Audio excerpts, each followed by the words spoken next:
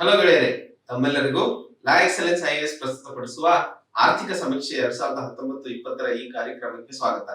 ಇಲ್ಲಿನವರೆಗೆ ನಾವು 4 ಚಾಪ್ಟರ್ಗಳು ವಾಲ್ಯೂಮ್ 1 ಗೆ ಸೇರಿದಂತಹ 4 ಚಾಪ್ಟರ್ಗಳನ್ನ ಸಂಕ್ಷಿಪ್ತವಾಗಿ ವಿವರಣೆ ಮಾಡಿದ್ವಿ.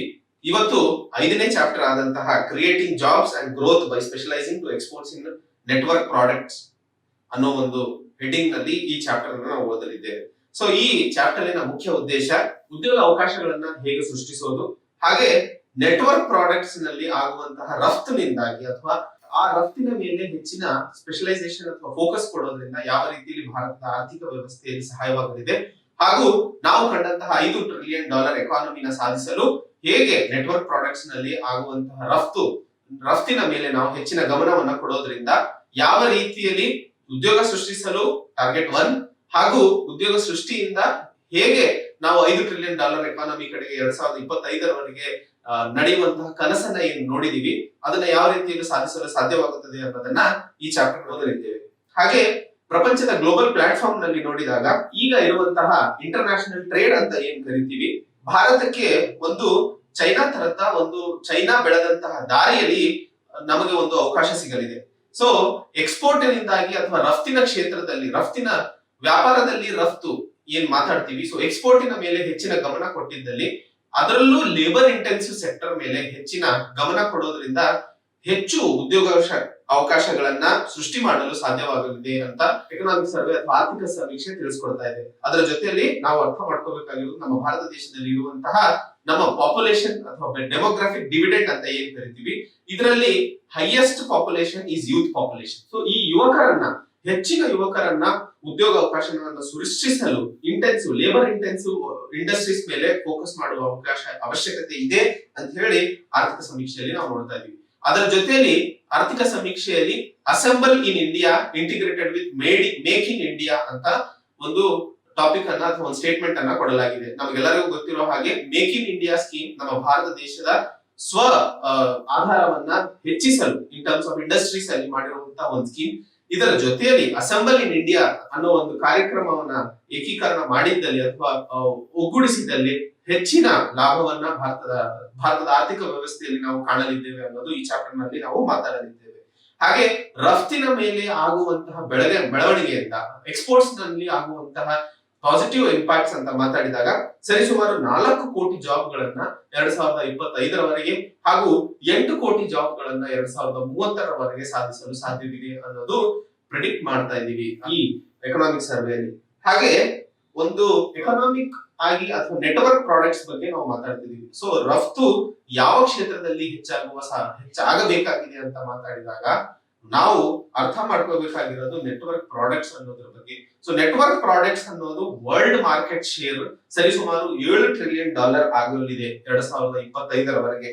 ಹಾಗೆ ನಾವು ಏನಾದರೂ ಈ ನೆಟ್ವರ್ಕ್ ಪ್ರಾಡಕ್ಟ್ಸ್ ಮೇಲೆ ಹೆಚ್ಚಿನ ಗಮನ ಕೊಟ್ಟಿದ್ದಲ್ಲಿ ಅಥವಾ ಆ ರೀತಿ ಅಥವಾ ಆ ದಿಕ್ಕಿನಲ್ಲಿ ಕೆಲಸ ಮಾಡಿದ್ದಲ್ಲಿ ನಮ್ಮ ಕನಸಾದಂತಹ ಅಥವಾ ನಮ್ಮ ಟಾರ್ಗೆಟ್ ಆದಂತಹ $5 ಟ್ರಿಲಿಯನ್ ಕಾಲು ಭಾಗದಷ್ಟು ಟಾರ್ಗೆಟ್ ಸುಲಭವಾಗಿ ನಾವು ನೆಟ್ವರ್ಕ್ ಪ್ರಾಡಕ್ಟ್ಸ್ ರಫ್ತಿನಿಂದಾಗಿ ನಾವು ಸಾಧಿಸಲು ಸಾಧ್ಯವಾಗುತ್ತದೆ ಅನ್ನೋದು ಈ ಚಾಪ್ಟರ್ ನಲ್ಲಿ ಮಾತಾಡ್ತಾ ಇದ್ದೀವಿ. ಹಾಗೆ ಈ ಚಾಪ್ಟರ್ ನಲ್ಲಿ ಒಂದು ಇನಿಷಿಯಲ್ ಅಥವಾ ಸ್ಟಾರ್ಟಿಂಗ್ ಅಲ್ಲಿ ಒಂದು ಕೋಟ್ ಅನ್ನು ಕೊಡಲಾಗಿದೆ. ಅದು every man lives by exchanging ಅಂತ ಹೇಳಿ ಆಡಮ್ ಸ್ಮಿತ್ ಅವರು ಈ ಕೋಟ್ ಅನ್ನು ಕೊಟ್ಟಿದ್ದಾರೆ. ಸೊ ಪರೀಕ್ಷೆಯಲ್ಲಿ ಯಾವತ್ತಾದ್ರೂ ನಾವು ಜಾಬ್ ಅಥವಾ ಉದ್ಯೋಗ ಅವಕಾಶಗಳ ಬಗ್ಗೆ ಅಥವಾ ಉದ್ಯೋಗ ಸೃಷ್ಟಿಗಳ ಬಗ್ಗೆ ಏನಾದ್ರು ಕ್ರಿಯೇಟಿಂಗ್ ಜಾಬ್ಸ್ ಬಗ್ಗೆ ಎಲ್ಲಿ ಮಾತಾಡ್ತೀವೋ ಅಲ್ಲಿ ಈ ಕೋಟ್ ಅನ್ನ ನಾವು ಉಪಯೋಗಿಸ್ಕೋಬಹುದು. ಸೊ ಪ್ರತಿಯೊಬ್ಬ ಮನುಷ್ಯನು ಎಕ್ಸ್ಚೇಂಜ್ ಮಾಡ್ಕೊಳ್ಳೋದ್ರಿಂದ ಬದುಕ್ತಾ ಇದ್ದಾನೆ ಅನ್ನೋದನ್ನ ಈ ಕೋಟ್ ನಲ್ಲಿ ಆಡಮ್ ಸ್ಮಿತ್ ಅವರು ಹೇಳ್ತಾ ಇದ್ದಾರೆ. ಹಾಗೆ ಮುಂದೆ ಮೊದಲನೇ ಸ್ಲೈಡ್ಸ್ ಅನ್ನ ನೋಡೋಣ. ಸೊ ಇಲ್ಲಿ ಕೆಲವೊಂದು ಟರ್ಮಿನಾಲಜೀಸ್ ಗಳ ಬಗ್ಗೆ ನಾವು ಇಲ್ಲಿ ಮಾತಾಡಲಿದ್ದೇವೆ. ಏನು ಇಲ್ಲಿ ಇನ್ಫಾರ್ಮಲ್ ಸೆಕ್ಟರ್ ಅಂದೇನು, ಫಾರ್ಮಲ್ ಸೆಕ್ಟರ್ ಅಂದೇನು. ಸೊ ಇನ್ಫಾರ್ಮಲ್ ಸೆಕ್ಟರ್ ಅಂದ್ರೆ ಯಾವ ಕಂಪನಿಗಳು ಗವರ್ಮೆಂಟ್ ರೂಲ್ಸ್ ಅಂಡ್ ರೆಗ್ಯುಲೇಷನ್ಸ್ ಕಡೆಗೆ ಬರೋದಿಲ್ವೋ ಆದ್ರೆ ಆರ್ಥಿಕ ವ್ಯವಸ್ಥೆಯಲ್ಲಿ ಹೆಚ್ಚಿನ ವಹಿವಾಟುಗಳನ್ನು ಮಾಡೋದನ್ನ ನಾವು ಕಾಣ್ತೀವಿ. ಹಾಗೆ ಫಾರ್ಮಲ್ ಸೆಕ್ಟರ್ ಅಲ್ಲಿ ಸರ್ಕಾರದ ರೂಲ್ಸ್ ಅಂಡ್ ರೆಗ್ಯುಲೇಷನ್ಸ್ ಕೆಳಗಡೆ ಬಂದು ಅವು ಸರ್ಕಾರಕ್ಕೆ ಟ್ಯಾಕ್ಸ್ ಅನ್ನು ಕೂಡ ಕಟ್ಟುವಂತಹ ಕಂಪನಿಗಳನ್ನ ನಾವು ಫಾರ್ಮಲ್ ಸೆಕ್ಟರ್ ಅಂತ ಕರಿತೀವಿ. ಅಂದ್ರೆ ಆರ್ಗನೈಸ್ಡ್ ಸೆಕ್ಟರ್ಸ್ ಗೆ ಫಾರ್ಮಲ್ ಸೆಕ್ಟರ್ಸ್, ಅನ್ಆರ್ಗನೈಸ್ಡ್ ಸೆಕ್ಟರ್ಸ್ ಗೆ ಇನ್ಫಾರ್ಮಲ್ ಸೆಕ್ಟರ್ಸ್ ಅಂತಾನು ಸಿನೋನಿಮಸ್ ಆಗಿ ಯೂಸ್ ಮಾಡ್ತೀವಿ. ಹಾಗೆ ಗ್ಲೋಬಲ್ ವ್ಯಾಲ್ಯೂ ಚೈನ್ಸ್ ಅಂತ ಹೇಳಿ 3ನೇ ಟರ್ಮ್ ನೋಡ್ತಾ ಇದೀವಿ. ಸೊ ಗ್ಲೋಬಲ್ ವ್ಯಾಲ್ಯೂ ಚೈನ್ ಅನ್ನೋದು ಇಲ್ಲಿ ನಾವು ನೆಟ್ವರ್ಕ್ ಪ್ರಾಡಕ್ಟ್ಸ್ ಅಂತ ಏನ್ ಮಾತಾಡ್ತಿದೀವೋ ಅಥವಾ ಅಸೆಂಬಲ್ ಇನ್ ಇಂಡಿಯಾ ಅಂತ ಪ್ರೋಗ್ರಾಮ್ ಅನ್ನ ಮಾತಾಡ್ತಿದೀವೋ, ಸೊ ಅಲ್ಲಿ ಭಾರತಕ್ಕೆ ಗ್ಲೋಬಲ್ ವ್ಯಾಲ್ಯೂಸ್ ಚೈನ್ ನ ಮೇಲೆ ಕೆಲಸ ಮಾಡುವ ಅವಶ್ಯಕತೆ ಇದೆ ಅಂತ ಹೇಳ್ತಿದೀವಿ. ಗ್ಲೋಬಲ್ ವ್ಯಾಲ್ಯೂ ಚೈನ್ ಅಂತಂದ್ರೆ ಒಂದು ಪ್ರಾಡಕ್ಟ್ ಮಾರುಕಟ್ಟೆಗೆ ಬರಬೇಕು ಅಂತಂದ್ರೆ ವಿವಿಧ ಅಥವಾ ಹಲವಾರು ಹಂತಗಳಿಂದ ಅದು ಹೊರಗೆ ಹೋಗ್ಬೇಕಾಗುತ್ತದೆ. ಅಂದ್ರೆ ಸ್ಟಾರ್ಟಿಂಗ್ ಅಲ್ಲಿ ಡಿಸೈನ್ ಮಾಡೋದ್ರಿಂದ ಹಿಡಿದು ಪ್ರೊಡಕ್ಷನ್ ಮಾಡೋದ್ರಿಂದ ಹಿಡಿದು ನೆಕ್ಸ್ಟ್ ಮಾರ್ಕೆಟಿಂಗ್ ಮಾಡೋದ್ರಿಂದ ಹಿಡಿದು ನೆಕ್ಸ್ಟ್ ಅಸೆಂಬಲ್ ಮಾಡೋದ್ರಿಂದ ಹಿಡಿದು ನೆಕ್ಸ್ಟ್ ಸೇಲ್ಸ್ ಗೆ. ಸೊ ಈ ತರ ಬೇರೆ ಬೇರೆ ಏನು ಭಾಗಗಳಾಗಿ ಡಿವೈಡ್ ಆಗಿದೆಯೋ ಪ್ರತಿಯೊಂದು ಭಾಗದ ಪ್ರಪಂಚದ ಬೇರೆ ಬೇರೆ ಜೋಗ್ರಫಿಕಲ್ ಏರಿಯಾಗಳಲ್ಲಿ ಆಗ್ತಾ ಇರುತ್ತದೆ. ಸೊ ಆಮೇಲೆ ಕೊನೆಯಲ್ಲಿ ಒಂದು ದೇಶದಲ್ಲಿ ಅದನ್ನ ಅಸೆಂಬಲ್ ಮಾಡಿ ಮಾರ್ಕೆಟ್ ಮಾಡುವಂತಹದನ್ನ ನಾವು ಗ್ಲೋಬಲ್ ವ್ಯಾಲ್ಯೂ ಚೈನ್ ಅಂತ ಕರಿತೀವಿ. ಹಾಗೆ ಮರ್ಚೆಂಡೈಸ್ ಟ್ರೇಡ್ ಬಗ್ಗೆ ಮಾತಾಡ್ತೀವಿ. ಅಂಡ್ ನೆಟ್ವರ್ಕ್ ಪ್ರಾಡಕ್ಟ್ಸ್ ಅಂದ್ರೆ ಉದಾಹರಣೆಗೆ ಕಂಪ್ಯೂಟರ್ಸ್ ಆಗಿರ್ಬೋದು, ಮೊಬೈಲ್ ಫೋನ್ಸ್ ಆಗಿರ್ಬೋದು, ಹೀಗೆ ಅಡಿಡಾಸ್ ಆಗಿರ್ಬೋದು, ನೈಕ್ ಆಗಿರ್ಬೋದು, ಈ ಎಲ್ಲಾ ದೊಡ್ಡ ದೊಡ್ಡ ಮಲ್ಟಿ ನ್ಯಾಷನಲ್ ಎಂಟರ್ಪ್ರೈಸಸ್ ಅಂತ ಏನ್ ಕರಿತೀವಿ ಇವುಗಳನ್ನ. ಸೊ ಇವು ಮಾಡುವಂತಹ ಪ್ರಾಡಕ್ಟ್ ಗಳು ಏನಿದೆ ಅಥವಾ ಏನ್ ಪ್ರಾಡಕ್ಟ್ಸ್ ಅನ್ನ ನೆಟ್ವರ್ಕಿನ ಮೇಲೆ ಡೆವಲಪ್ಮೆಂಟ್ ಮಾಡಲಾಗುತ್ತದೆ ಅನ್ನೋದ್ರ ಮೇಲೆ ಡಿಫೈನ್ ಮಾಡುವಂತಹ ಪ್ರಾಡಕ್ಟ್ಸ್ ಗೆ ಅಥವಾ ವಸ್ತುಗಳಿಗೆ ನಾವು ನೆಟ್ವರ್ಕ್ ಪ್ರಾಡಕ್ಟ್ಸ್ ಅಂತ ಕರಿತೀವಿ. ಹಾಗೆ ಮೊದಲನೇ ಸ್ಲೈಡ್ಸ್ ಅನ್ನ ನೋಡಿದಾಗ ನಮಗೆ ಇಲ್ಲಿ ಅರ್ಥವಾಗುವಂತದ್ದು ಅಥವಾ ನಾವು ಈಗ ಮಾತಾಡಿದಂತಹದ್ದು, ಯಾವುದೇ ಒಂದು ಆರ್ಥಿಕ ವಾತಾವರಣದಲ್ಲಿ ಅಥವಾ ಭಾರತಕ್ಕೆ ಇರುವಂತಹ ಒಂದು ಸುವರ್ಣ ಅವಕಾಶ ಅಂತಂದ್ರೆ ಚೈನಾದ ರೀತಿಯಲ್ಲಿ ನಾವು ಲೇಬರ್ ಇಂಟೆನ್ಸಿವ್ ಮಾರ್ಕೆಟ್ ಮೇಲೆ ಎಕ್ಸ್ಪೋರ್ಟ್ ಅಥವಾ ರಫ್ತಿನ ಕ್ಷೇತ್ರದಲ್ಲಿ ಹೆಚ್ಚಿನ ಬದಲಾವಣೆಗಳು ಮಾಡಿದ್ದಲ್ಲಿ ಸುಮಾರು ಹೆಚ್ಚು ಉದ್ಯೋಗ ಅವಕಾಶಗಳನ್ನು ಸೃಷ್ಟಿಸಲು ಸಾಧ್ಯವಾಗುತ್ತದೆ. ಹಾಗೂ ನಮ್ಮ ಭಾರತ ದೇಶದ ಯುವ ಜನತೆಗೆ ಈ ಅವಕಾಶವನ್ನ ಕಲ್ಪಿಸಿಕೊಡಲು ಸಾಧ್ಯವಾಗುತ್ತದೆ ಅನ್ನೋದು ಈ ಚಾಪ್ಟರ್ ನಲ್ಲಿ ನಾವು ಮಾತಾಡಲಿದ್ದೇವೆ. ಹಾಗೆ ಈ ಇಡೀ ಚಾಪ್ಟರ್ ನಲ್ಲಿ ನಾವು ಮಾತಾಡ್ತಾ ಇರುವಂತಹದ್ದು ಯಾವ ರೀತಿಯಲ್ಲಿ ನಾವು ಈ ನೆಟ್ವರ್ಕ್ ಪ್ರಾಡಕ್ಟ್ಸ್ ನಲ್ಲಿ ಇರುವಂತಹ ಪೊಟೆನ್ಶಿಯಲ್ ಅನ್ನ ಹೇಗೆ ಟ್ಯಾಪ್ ಮಾಡಬಹುದು, ಯಾವ ರೀತಿಯಲ್ಲಿ ನಾವು ಬೆಳೆಯಕ್ಕೆ ಸಾಧ್ಯವಾಗಲಿದೆ ಅನ್ನೋದನ್ನ ನಾವು ಇಲ್ಲಿ ಅರ್ಥ ಮಾಡಿಕೊಳ್ಳಬೇಕಾಗಿದೆ.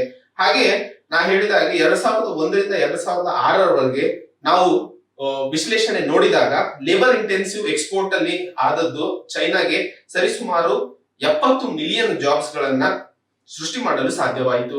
ಸೊ 2001ರಿಂದ 2006ರವರೆಗೆ ಲೇಬರ್ ಇಂಟೆನ್ಸಿವ್ ಸೆಕ್ಟರ್ ಅಲ್ಲಿ ಚೈನಾ ತನ್ನ ಎಕನಾಮಿನ ಮುನ್ಸಾಗಿಸಿದ್ದಲ್ಲಿ ಅದು ಸುಮಾರು 70 ಮಿಲಿಯನ್ ಜಾಬ್ಸ್ ಗಳನ್ನ ಸೃಷ್ಟಿ ಮಾಡಲು ಸಾಧ್ಯವಾಯಿತು ಚೈನಾಗೆ. ಹಾಗೆ ಇಂಡಿಯಾ ಸಹ ಎಕ್ಸ್ಪೋರ್ಟ್ ಅನ್ನ ಅಥವಾ ಆಸ್ 1999ರಿಂದ 2011ರವರೆಗೆ ಸರಿಸುಮಾರು 8 ಲಕ್ಷ ಜಾಬ್ ಗಳನ್ನ ನಾವು ಸೃಷ್ಟಿ ಮಾಡಲು ಸಾಧ್ಯವಾಯಿತು. ಸೊ ಎಕ್ಸ್ಪೋರ್ಟಿನಿಂದ ಆಗುವಂತಹ ಲಾಭ ಮೊದಲನೇದು ಹೇಗೆ ಉದ್ಯೋಗ ಸೃಷ್ಟಿಯಲ್ಲಿ ಅಥವಾ ಲೇಬರ್ ಇಂಟೆನ್ಸಿವ್ ಸೆಕ್ಟರ್ ಇಂದ ಉದ್ಯೋಗ ಸೃಷ್ಟಿಯಲ್ಲಿ ಯಾವ ರೀತಿಯ ಲಾಭಗಳನ್ನ ಪಡೆಯಲು ಒಂದು ರಾಷ್ಟ್ರ ಸಾಧ್ಯವಿದೆ ಅನ್ನೋದು ಈ ಎರಡು ಉದಾಹರಣೆಗಳು ನಮಗೆ ತಿಳಿಸ್ಕೊಡ್ತಾ ಇದೆ. ಹಾಗೆ ನಮಗೆಲ್ಲ ಗೊತ್ತಿರೋ ಹಾಗೆ ಅಥವಾ ದಿನ ನಾವು ನ್ಯೂಸ್ ಪೇಪರ್ ಅಲ್ಲಿ ಓದ್ತಾ ಇರ್ತೀವಿ, ಯುಎಸ್ ಹಾಗೂ ಚೈನಾ ಮಧ್ಯೆ ವ್ಯಾಪಾರದ ಒಂದಿಷ್ಟು ಗೊಂದಲಗಳು ಅಥವಾ ವ್ಯಾಪಾರದ ವಹಿವಾಟಿನಲ್ಲಿ ಆಗ್ತಾ ಇರುವಂತಹ ಟ್ರೇಡ್ ವಾರ್ ಅಂತ ಏನ್ ಕರಿತೀವಿ, ಅದರಿಂದಾಗಿ ಗ್ಲೋಬಲ್ ವ್ಯಾಲ್ಯೂ ಚೈನ್ ಅಲ್ಲಿ ಒಂದಿಷ್ಟು ಬದಲಾವಣೆಗಳನ್ನ ನಾವು ಕಾಣ್ತಾ ಇದ್ದೀವಿ. ಹಾಗೆ ಈ ಗ್ಲೋಬಲ್ ವ್ಯಾಲ್ಯೂ ಚೈನ್ ನಡೆಸುವಂತಹ ಮಲ್ಟಿನ್ಯಾಷನಲ್ ಎಂಟರ್ಪ್ರೈಸಸ್ ಅಂತ ಏನ್ ಕರಿತೀವಿ, ಇವರೆಲ್ಲರೂ ಚೈನಾನ ಬಿಟ್ಟು ಮತ್ತೆ ಒಂದು ಆಲ್ಟರ್ನೇಟಿವ್ ಲೊಕೇಶನ್ ಅನ್ನು ನೋಡ್ತಿದ್ದಾರೆ. ಸೊ ಚೈನಾದಲ್ಲಿ ಇರುವಂತಹ ಅಸೆಂಬ್ಲಿ ಸೆಕ್ಷನ್ ಅಥವಾ ಅಸೆಂಬ್ಲಿ ಪಾಯಿಂಟ್ಸ್ ಏನ್ ಹೆಚ್ಚಾಗಿ ನಾವು ನೋಡ್ತೀವಿ, ಐಫೋನ್ ಆಗಿರ್ಬೋದು, ಐಪ್ಯಾಡ್ ಗಳಾಗಿರ್ಬೋದು, ಇವೆಲ್ಲವೂ ಹೆಚ್ಚಾಗಿ ಚೈನಾಗೆ ಹೋಗಲು ಕಾರಣ ಒಂದು ಲೇಬರ್ ಮಾರ್ಕೆಟ್, ಅತಿ ಹೆಚ್ಚು ಲೇಬರ್ ಮಾರ್ಕೆಟ್ ಇರೋದು, ಹಾಗೆ ಕಡಿಮೆ ದರದಲ್ಲಿ ಸಿಗುವಂತಹ ಲೇಬರ್ಗಳು. ಆದರೆ ಈಗಿನ ಕಾಲದಲ್ಲಿ ಲೇಬರಿನಲ್ಲಿ ಒಂದಿಷ್ಟು ಕಡಿತವನ್ನ ಕಂಡು ಲೇಬರಿನ ಕೊರತೆ ಹೆಚ್ಚಾಗ್ತಾ ಇದೆ ಚೈನಾದಲ್ಲಿ, ಹಾಗೂ ಲೇಬರಿಗೆ ಕೊಡುವಂತಹ ಸಂಬಳದಲ್ಲಿ ಹೆಚ್ಚಳವನ್ನ ಕಾಣ್ತಾ ಇರೋದ್ರಿಂದ ಈ ಮಲ್ಟಿನ್ಯಾಷನಲ್ ಎಂಟರ್ಪ್ರೈಸಸ್ ಗಳು ಬೇರೆ ಒಂದು ಬದಲಾವಣೆ ಅಥವಾ ಬೇರೆ ಒಂದು ದೇಶಕ್ಕೆ ಹುಡುಕಾಟವನ್ನ ಮಾಡ್ತಿದ್ದಾರೆ. ಸೊ ಈ ಸಮಯದಲ್ಲಿ ಭಾರತ ಚೈನಾದ ನಂತರ ಇರುವಂತಹ ಸೆಕೆಂಡ್ ಮೋಸ್ಟ್ ಪಾಪ್ಯುಲೇಟೆಡ್ ಕಂಟ್ರಿ ಆಗಿರೋದ್ರಿಂದ ಅಂಡ್ ಹೆಚ್ಚಿನ ನಮ್ಮ ಪಾಪ್ಯುಲೇಷನ್ ಜನಸಂಖ್ಯೆಯಲ್ಲಿ ಯುವಕರು ಸೆಕ್ಷನ್ ಹೆಚ್ಚಾಗಿರೋದ್ರಿಂದ ಈ ನೆಕ್ಸ್ಟ್ ಅಪರ್ಚುನಿಟಿನ ಭಾರತ ಟ್ಯಾಪ್ ಮಾಡಿಕೊಳ್ಳಲು ಒಂದು ಸುವರ್ಣ ಅವಕಾಶ ಅನ್ನೋದು ಈ ಚಾಪ್ಟರ್ ನಲ್ಲಿ ಎಕನಾಮಿಕ್ಸ್ ಸರ್ವೆ ತಿಳಿಸ್ಕೊಡ್ತಾ ಇದೆ. ಹಾಗೆ 1991ರ ನಂತರ ಆದಂತಹ ರಿಫಾರ್ಮ್ಸ್ ನಿಂದಾಗಿ ಭಾರತ ಸರ್ಕಾರದ ಮರ್ಚೆಂಡೈಸ್ ಎಕ್ಸ್ಪೋರ್ಟ್ಸ್ ಅಂತ ಏನ್ ಕರಿತೀವಿ. ಸೊ ನಾವು ಈಗ ಮಾತಾಡುವಂತಹ ಇಡೀ ಚಾಪ್ಟರ್ ನಲ್ಲಿ ಎರಡು ವಿಭಾಗಗಳಲ್ಲಿ ಮಾತಾಡ್ತೀವಿ. ಮೊದಲನೇದು ಮರ್ಚೆಂಡೈಸ್ ಎಕ್ಸ್ಪೋರ್ಟ್ಸ್ ಅಂತ, ಇನ್ನೊಂದು ಮ್ಯಾನುಫ್ಯಾಕ್ಚರ್ಡ್ ಇಂಪೋರ್ಟ್ಸ್ ಅಂತ.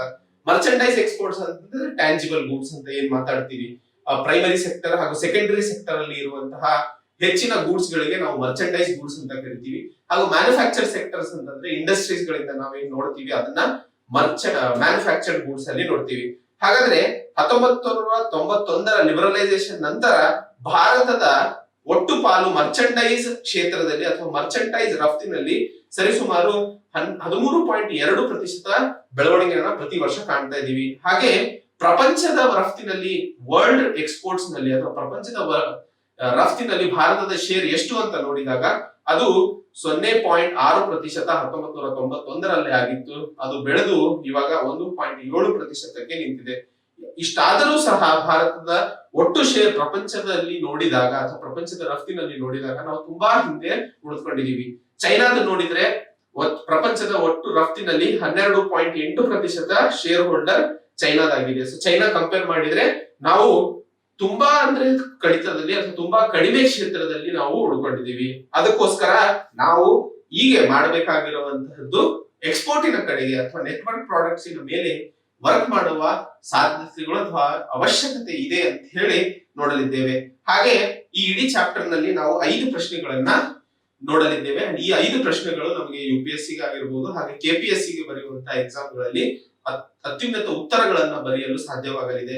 ಮೊದಲನೇದು, ಯಾವ ರೀತಿಯ ಮಸೂದೆಗಳು ಅಥವಾ ಪಾಲಿಸಿ ಇಂಟರ್ವೆನ್ಷನ್ಸ್ ಅಂತ ಏನಂತೀವಿ, ಸರ್ಕಾರದ ಮಸೂದೆಗಳ ಅವಶ್ಯಕತೆ ಇದೆ ಈ ಎಕಾನಮಿಕ್ ಗ್ರೋತ್ ಅನ್ನು ಸಾಧಿಸಲು ಅನ್ನೋದು. ಎರಡನೇದು, ಯಾವ ರೀತಿಯ ಎಕ್ಸ್ಪೋರ್ಟ್ ಗ್ರೋತ್ ಬೇಕಾಗಿದೆ, ಸ್ಪೆಷಲೈಸೇಷನ್ ಬೇಕಾ ಅಥವಾ ಡೈವರ್ಸಿಫಿಕೇಶನ್ ಬೇಕಾ. ಸ್ಪೆಷಲೈಸೇಷನ್ ಅಂತಂದ್ರೆ ಯಾವುದೋ ಒಂದು ರಾಷ್ಟ್ರ ತನ್ನಲ್ಲಿ ಇರುವಂತಹ ಸ್ಕಿಲ್ಸ್ ನ ಮೇಲೆ ವರ್ಕ್ ಮಾಡಿ ಆ ಒಂದು ಕ್ಷೇತ್ರದಲ್ಲಿ ಮಾತ್ರ ಬೆಳೆಯುವಂತದ್ದು, ಅಥವಾ ಬೇರೆ ಬೇರೆ ಕ್ಷೇತ್ರಗಳಲ್ಲಿ. ಡೈವರ್ಸಿಫಿಕೇಶನ್ ಅಂದ್ರೆ ವೈವಿಧ್ಯತೆ ಉಳ್ಳ, ಸೊ ವೈವಿಧ್ಯ ಕ್ಷೇತ್ರಗಳಲ್ಲಿ ಅಥವಾ ಬೇರೆ ಬೇರೆ ಕ್ಷೇತ್ರಗಳಲ್ಲಿ ನಾವು ಫೋಕಸ್ ಮಾಡುವ ಅವಶ್ಯಕತೆ ಇದೆಯಾ ಅನ್ನೋದು ಎರಡನೇ ಕ್ವಶನ್ ಅಲ್ಲಿ ಡಿಸ್ಕಸ್ ಮಾಡಲಿದ್ದೇವೆ. ಹಾಗೆ ಮೂರನೇ ಕ್ವಶನ್ ಅಲ್ಲಿ ಗ್ಲೋಬಲ್ ವ್ಯಾಲ್ಯೂ ಚೈನ್ ಗೆ ನಾವು ಒಳಗಾಗಬೇಕಾ ಅಥವಾ ಲೋಕಲ್ ಆಗಿ ನಾವು ನಮ್ಮ ಇಂಡಸ್ಟ್ರಿಗಳನ್ನ ಮುನ್ನಡೆಸಬೇಕಾ ಅನ್ನೋದು ಮೂರನೇ ಪ್ರಶ್ನೆ. ಹಾಗೂ ನಾಲ್ಕನೇ ಪ್ರಶ್ನೆ, ಯಾವ ರೀತಿಯ ಇಂಡಸ್ಟ್ರೀಸ್ ಗಳನ್ನ ನಾವು ಬೆಳೆಸುವ ಅವಶ್ಯಕತೆ ಇದೆ. ಒಂದು, ಎಂಪ್ಲಾಯ್ಮೆಂಟ್ ಅಥವಾ ಉದ್ಯೋಗ ಕಲ್ಪಿಸುವ ಇಂಡಸ್ಟ್ರೀಸ್ ಆಗಬೇಕಾ ಅಥವಾ ರಫ್ತಿನ ಬೆಳವಣಿಗೆ ಮಾಡುವಂತಹ ಇಂಡಸ್ಟ್ರೀಸ್ ಗಳನ್ನ ನಾವು ಇಲ್ಲಿ ಬೆಳೆಸುವ ಅವಶ್ಯಕತೆ ಇದೆಯಾ. ಹಾಗೆ ಫ್ರೀ ಟ್ರೇಡ್ ಅಗ್ರಿಮೆಂಟ್ ಬಗ್ಗೆ ನಾವು ಮಾತಾಡಿದೀವಿ. So regional comprehensive economic RCEP, regional comprehensive economic partnership ಅನ್ನೋ ಒಂದು ಅಗ್ರಿಮೆಂಟ್ ಮೇಲೆ ಈಗಷ್ಟೇ ಆಗಿರುವಂತಹ ಈ ಅಗ್ರಿಮೆಂಟ್ ಮೇಲೆ ಹೆಚ್ಚಿನ ಟೀಕೆಗಳನ್ನ ನಾವು ನ್ಯೂಸ್ ಪೇಪರ್ ಅಲ್ಲಿ ಓದ್ತೀವಿ. ಸೊ ಇದರಿಂದಾಗಿ ಅಥವಾ ಈ ತರಹದ ಅಗ್ರಿಮೆಂಟ್ ಗಳಿಂದಾಗಿ ಭಾರತಕ್ಕೆ ನಿಜವಾಗ್ಲೂ ಲಾಭ ಇದೆಯಾ ಅಥವಾ ಈ ರೀತಿಯ ಅಗ್ರಿಮೆಂಟ್ಸ್ ಗಳು ಮಾಡಬೇಕಾ ನಾವು ಅನ್ನೋದು 5ನೇ ಪ್ರಶ್ನೆ ಆಗಿದೆ. ಸೊ ಈ ರೀತಿಯ ಹಲವಾರು ವಿಷಯಗಳ ಮೇಲೆ ಈ ಚಾಪ್ಟರ್ ನಲ್ಲಿ ನಾವು ಮಾತಾಡಲಿದ್ದೇವೆ. ಹಾಗೆ ನಾನು ಹೇಳಿದ ಹಾಗೆ ಗ್ಲೋಬಲ್ ವ್ಯಾಲ್ಯೂ ಚೈನ್ಸ್ ಅನ್ನೋದು ಏನಿದೆ ಅದು ಮಲ್ಟಿನ್ಯಾಷನಲ್ ಎಂಟರ್ಪ್ರೈಸಸ್ ಗಳು ನಡೆಸುವಂತದ್ದು. ಅಂಡ್ ಇವು ನೆಟ್ವರ್ಕ್ ಪ್ರಾಡಕ್ಟ್ಸ್ ಗಳು ಏನಿದೆ ಅದಕ್ಕೆ ಸಿಸ್ಟಮ್ಯಾಟಿಕ್ ಆಗಿ ಪ್ರಪಂಚ ಪರ್ಯಟನೆಯಲ್ಲಿ ನಡೆಸುವ ಕಾರ್ಯಾಗಾರವನ್ನ ಹಮ್ಮಿಕೊಳ್ತವೆ. ಸೊ ನಾನು ಹೇಳಿದ ಹಾಗೆ ನೆಟ್ವರ್ಕ್ ಪ್ರಾಡಕ್ಟ್ಸ್ ಅಂತಂದ್ರೆ ಕಂಪ್ಯೂಟರ್ಸ್ ಆಗಿರ್ಬೋದು, ಎಲೆಕ್ಟ್ರಿಕಲ್ ಅಂಡ್ ಎಲೆಕ್ಟ್ರಾನಿಕ್ ಇಕ್ವಿಪ್ಮೆಂಟ್ಸ್ ಆಗಿರ್ಬೋದು, ಟೆಲಿಕಮ್ಯುನಿಕೇಶನ್ ಆಗಿರ್ಬೋದು, ಸೌಂಡ್ ಸಿಸ್ಟಮ್ಸ್ ಗಳಾಗಿರ್ಬೋದು, ರೋಡ್ ವೆಹಿಕಲ್ಸ್ ಅಂತ ಆಟೋಮೊಬೈಲ್ ಸೆಕ್ಟರ್ ಅಲ್ಲಿ ಇರುವಂತದ್ದು. ಸೊ ಇವೆಲ್ಲವೂ ಪ್ರೊಡ್ಯೂಸರ್ ಡ್ರಿವನ್ ಅಂತ ಕರಿತೀವಿ. ಅಂದ್ರೆ ಪ್ರೊಡ್ಯೂಸರ್ ಕೊಡುವಂತಹ ಅಥವಾ ಪ್ರೊಡ್ಯೂಸರ್ ಉತ್ಪಾದನೆ ಮಾಡಬೇಕಂತ ಇರುವಂತಹ ಕಂಪನಿಗಳಿಂದ ಆಗ್ತಾ ಇರುವಂತಹದ್ದು ಬಯರ್ ಡ್ರಿವನ್ ಅಂತ ಹೇಳಿ. ಸೊ ನೆಟ್ವರ್ಕ್ ಪ್ರಾಡಕ್ಟ್ಸ್ ಅಲ್ಲೂ ನಾವು ಎರಡು ರೀತಿಯಲ್ಲಿ ಕಾಣ್ತೀವಿ. ಸೊ ಮೊದಲನೇದು ಪ್ರೊಡ್ಯೂಸರ್ ಡ್ರಿವನ್ ಅಂತ ಕರಿತೀವಿ, ಹಾಗೂ ಎರಡನೇದು ಬಯರ್ ಡ್ರಿವನ್ ಅಂತ ಕರಿತೀವಿ. ಇವೆರಡಕ್ಕೆ ಡಿಫರೆನ್ಸ್ ನೋಡಿದಾಗ ಬಯರ್ ಡ್ರಿವನ್ ಅಲ್ಲಿ ವಾಲ್ಮಾರ್ಟ್ ಅಂತ ಬರುತ್ತೆ, ಪ್ರೊಡ್ಯೂಸರ್ ಡ್ರಿವನ್ ಅಲ್ಲಿ ಆಪಲ್ ಹಾಗೂ ಬೇರೆ ಸೋನಿ ಕಂಪ್ಯೂಟರ್ ಆಕ್ಸೆಸರೀಸ್ ಈ ತರದನ್ನೆಲ್ಲ ನೋಡ್ತೀವಿ. ಹಾಗಾದ್ರೆ ಬಯರ್ ಡ್ರಿವನ್ ಲೇಬರ್ ಇಂಟೆನ್ಸಿವ್, ಇದರಲ್ಲಿ ಲೇಬರ್ ಗಳ ಅವಶ್ಯಕತೆ ತುಂಬಾ ಜಾಸ್ತಿ ಇರುತ್ತದೆ. ಆದ್ರೆ producer driven is A capital technology ಅಥವಾ ಕ್ಯಾಪಿಟಲ್ ಇಂಟೆನ್ಸಿವ್ ಇಂಡಸ್ಟ್ರಿ, ಇಲ್ಲಿ ಹೂಡಿಕೆ ಮಾಡುವ ಅವಶ್ಯಕತೆ ತುಂಬಾ ಜಾಸ್ತಿ ಇರುತ್ತದೆ. ಹಾಗೂ ಎಂಟ್ರಿ ಮಾಡಲು ಅಥವಾ ಈ ತರದ ಇಂಡಸ್ಟ್ರಿಗಳು ಎಂಟ್ರಿ ಆಗಕ್ಕೆ ಒಂದು ದೇಶದಲ್ಲಿ ಕಡಿಮೆ ಒಂದಿಷ್ಟು ಬ್ಯಾರಿಯರ್ಸ್ ಅಥವಾ ಹರ್ಡಲ್ಸ್ ಗಳನ್ನ ಕಾಣ್ತೀವಿ. ಆದ್ರೆ ಕ್ಯಾಪಿಟಲ್ ಇಂಟೆನ್ಸಿವ್ ಇಂಡಸ್ಟ್ರೀಸ್ ಹೆಚ್ಚಿನ ಪ್ರಮಾಣದಲ್ಲಿ ಭಾರತದ ಆರ್ಥಿಕ ವ್ಯವಸ್ಥೆ ಅಥವಾ ಯಾವುದೇ ದೇಶದ ಆರ್ಥಿಕ ವ್ಯವಸ್ಥೆಯಲ್ಲಿ ಹೆಚ್ಚಿನ ಪ್ರಮಾಣ ಅಥವಾ ಪ್ರಭಾವವನ್ನು ಬೀರಲು ಸಾಧ್ಯವಿರೋದ್ರಿಂದ ಅಲ್ಲಿ ಹೆಚ್ಚು ಹರ್ಡಲ್ಸ್ ಗಳನ್ನ ನಾವು ಕಾಣ್ತೀವಿ. ಸೊ ಅದಕ್ಕೆ ಎಂಟ್ರಿ ಬ್ಯಾರಿಯರ್ಸ್ ಹೈ ಇರುತ್ತೆ, ಇಲ್ಲಿ ಕಡಿಮೆ ಇರುತ್ತೆ. Cheaper the production cost and easier to enter, production cost ಕಮ್ಮಿ ಆಗೋದ್ರಿಂದ ಸುಲಭವಾಗಿ ಕಂಪನಿಗಳು ಒಳಬರಲು ಸಾಧ್ಯವಾಗುತ್ತದೆ. ಆದ್ರೆ ಎಫಿಷಿಯನ್ಸಿ ಆಫ್ ಆಪರೇಷನ್ ತುಂಬಾ ಜಾಸ್ತಿ ಇರುತ್ತೆ ಪ್ರೊಡ್ಯೂಸರ್ ಡ್ರಿವನ್ ಅಲ್ಲಿ.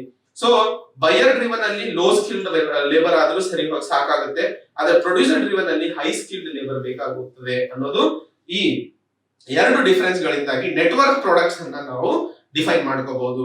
ಹಾಗೆ ಇಲ್ಲೊಂದು ನಾವು ಅರ್ಥ ಮಾಡ್ಕೋಬೇಕಾಗಿರುವಂತದ್ದು, ನಾವು ಏನಾದರೂ ಅಸೆಂಬ್ಲಿಂಗ್ ಇನ್ ಇಂಡಿಯಾ ಏನು ನಾವು ಮಾತಾಡ್ತಾ ಇದೀವಿ ಅಥವಾ ಯಾವ ರೀತಿ assembling in India, integrating assemble in India with make in India ಅಂತ ಏನ್ ಮಾತಾಡಿದ್ವಿ.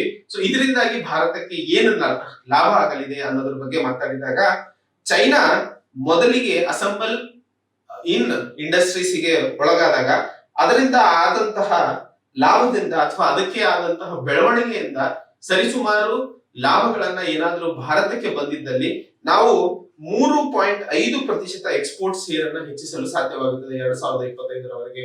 ಹಾಗೆ 6% ಬೆಳವಣಿಗೆಯನ್ನ 2030ರವರೆಗೆ ನಾವು ಕಾಣಲಿದ್ದೇವೆ ಅನ್ನೋದು ಆರ್ಥಿಕ ಸಮೀಕ್ಷೆ ತಿಳಿಸ್ಕೊಡ್ತಾ ಇದೆ.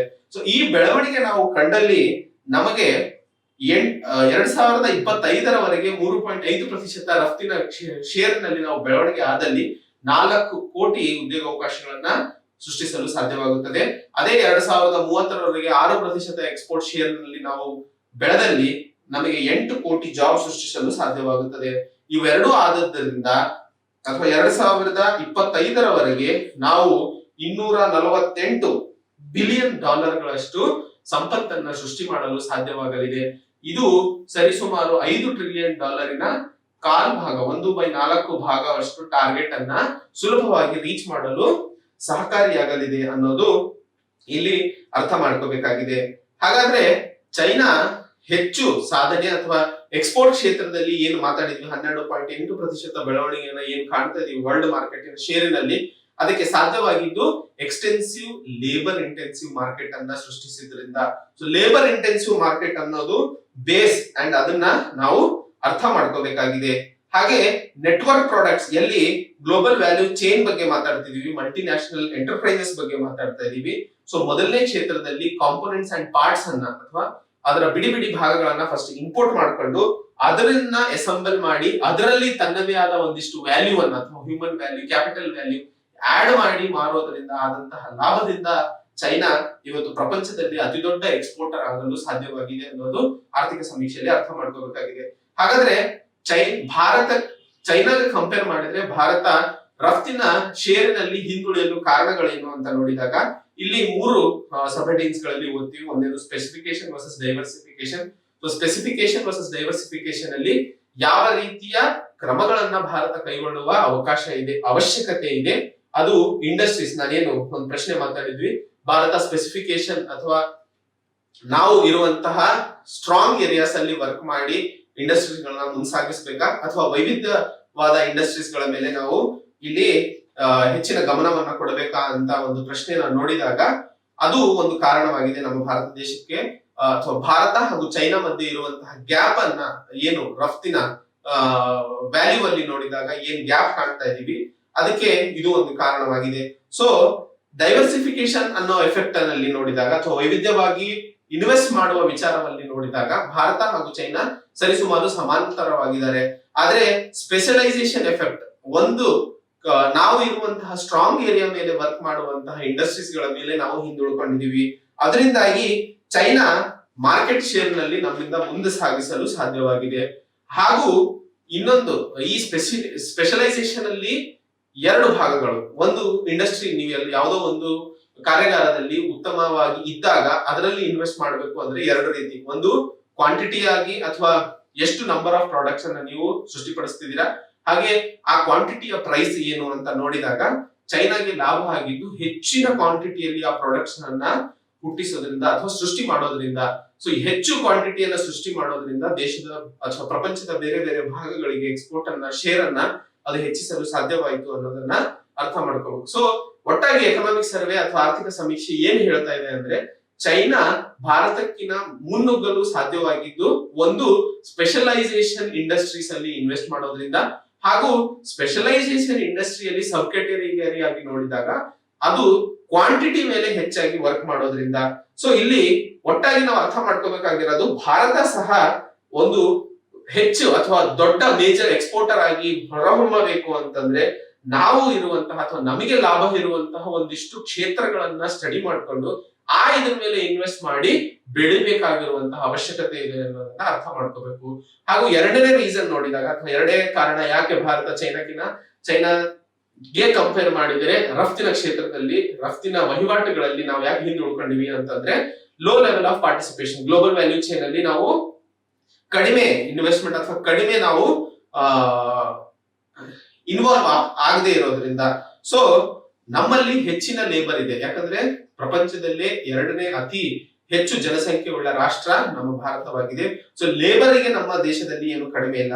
ಹಾಗೂ ಅನ್ಸ್ಕಿಲ್ಡ್ ಲೇಬರ್ ಇಂಟೆನ್ಸಿವ್ ಇಂಡಸ್ಟ್ರೀಸ್ ಗಳ ಶೇರ್ ಏನಿದೆ ಅದು ಪ್ರತಿ ವರ್ಷ ಆಯಿಲ್ ಮರ್ಚೆಂಡೈಸ್ ಇಂಡಸ್ಟ್ರಿಯಲ್ಲಿ ಕಡಿಮೆ ಆಗ್ತಾ ಇರೋದನ್ನ ನಾವು ಕಾಣ್ತಾ ಇದೀವಿ. 2000ದಲ್ಲಿ ಇದ್ದದ್ದು 30.7% ಇಂಡಸ್ಟ್ರೀಸ್ ಏನಿದು ಅದು 2018ರಲ್ಲಿ ಕಡಿದು 16.3% ಗೆ ಇಳಿದಿದೆ. ಸೊ ಇದರಿಂದಾಗಿ ನಾವು ಅರ್ಥ ಮಾಡ್ಕೋಬೇಕಾಗಿರುವಂತಹದ್ದು ಅನ್ಸ್ಕಿಲ್ಡ್ ಲೇಬರ್ ಗಳಲ್ಲಿ ಅಥವಾ ಅನ್ಸ್ಕಿಲ್ಡ್ ಸೆಕ್ಟರ್ ಗಳಲ್ಲಿ ನಾವು ಬೆಳವಣಿಗೆಯನ್ನ ಕಾಣ್ತಾ ಇಲ್ಲ. ಆದರೆ ಭಾರತದ ಆ ರಫ್ತಿನ ವ್ಯಾಲ್ಯೂ ಅಲ್ಲಿ ನೋಡಿದಾಗ ಕ್ಯಾಪಿಟಲ್ ಹಾಗೂ ಸ್ಕಿಲ್ ಇಂಟೆನ್ಸಿವ್ ಇಂಡಸ್ಟ್ರೀಸ್ ಗಳಲ್ಲಿ ಬೆಳವಣಿಗೆ ಕಂಡಿದೀವಿ. ಆದ್ರೆ ಅನ್ಸ್ಕಿಲ್ಡ್ ಲೇಬರ್ ನಮ್ಮ ಭಾರತ ದೇಶದ ಹೆಚ್ಚಿನ ಪ್ರಪೋರ್ಷನ್ ಅನ್ನ ಹೊಂದಿರೋದ್ರಿಂದ ಆ ಭಾಗದ ಜನ ಅಥವಾ ಆ ಗುಂಪಿಗೆ ಸೇರಿದ ಜನನ ನಾವು ಪ್ರೊಡಕ್ಟಿವಿಟಿ ಆಗಿ ಅಥವಾ ಪ್ರೊಡಕ್ಟಿವ್ ಆಗಿ ಉಪಯೋಗಿಸಲು ಸಾಧ್ಯವಾಗುತ್ತಿಲ್ಲ ಅನ್ನೋದು ಇಲ್ಲಿ ಅರ್ಥ ಮಾಡ್ಕೋಬೇಕು. ಅವರನ್ನ ನಾವು ಪ್ರೊಡಕ್ಟಿವ್ ಆಗಿ ಉಪಯೋಗಿಸ್ಕೋಬೇಕು ಅಂದ್ರೆ ಗ್ಲೋಬಲ್ ವ್ಯಾಲ್ಯೂ ಚೈನ್ ಏನಿದೆ ಅಥವಾ GVCs ಏನ್ ಮಾತಾಡ್ತಾ ಇದೀವಿ ಇದು ತುಂಬಾ ಸಹಕಾರಿಯಾಗಲಿದೆ ಅನ್ನೋದನ್ನ ನಾವು ಅರ್ಥ ಮಾಡ್ಕೋಬೇಕು.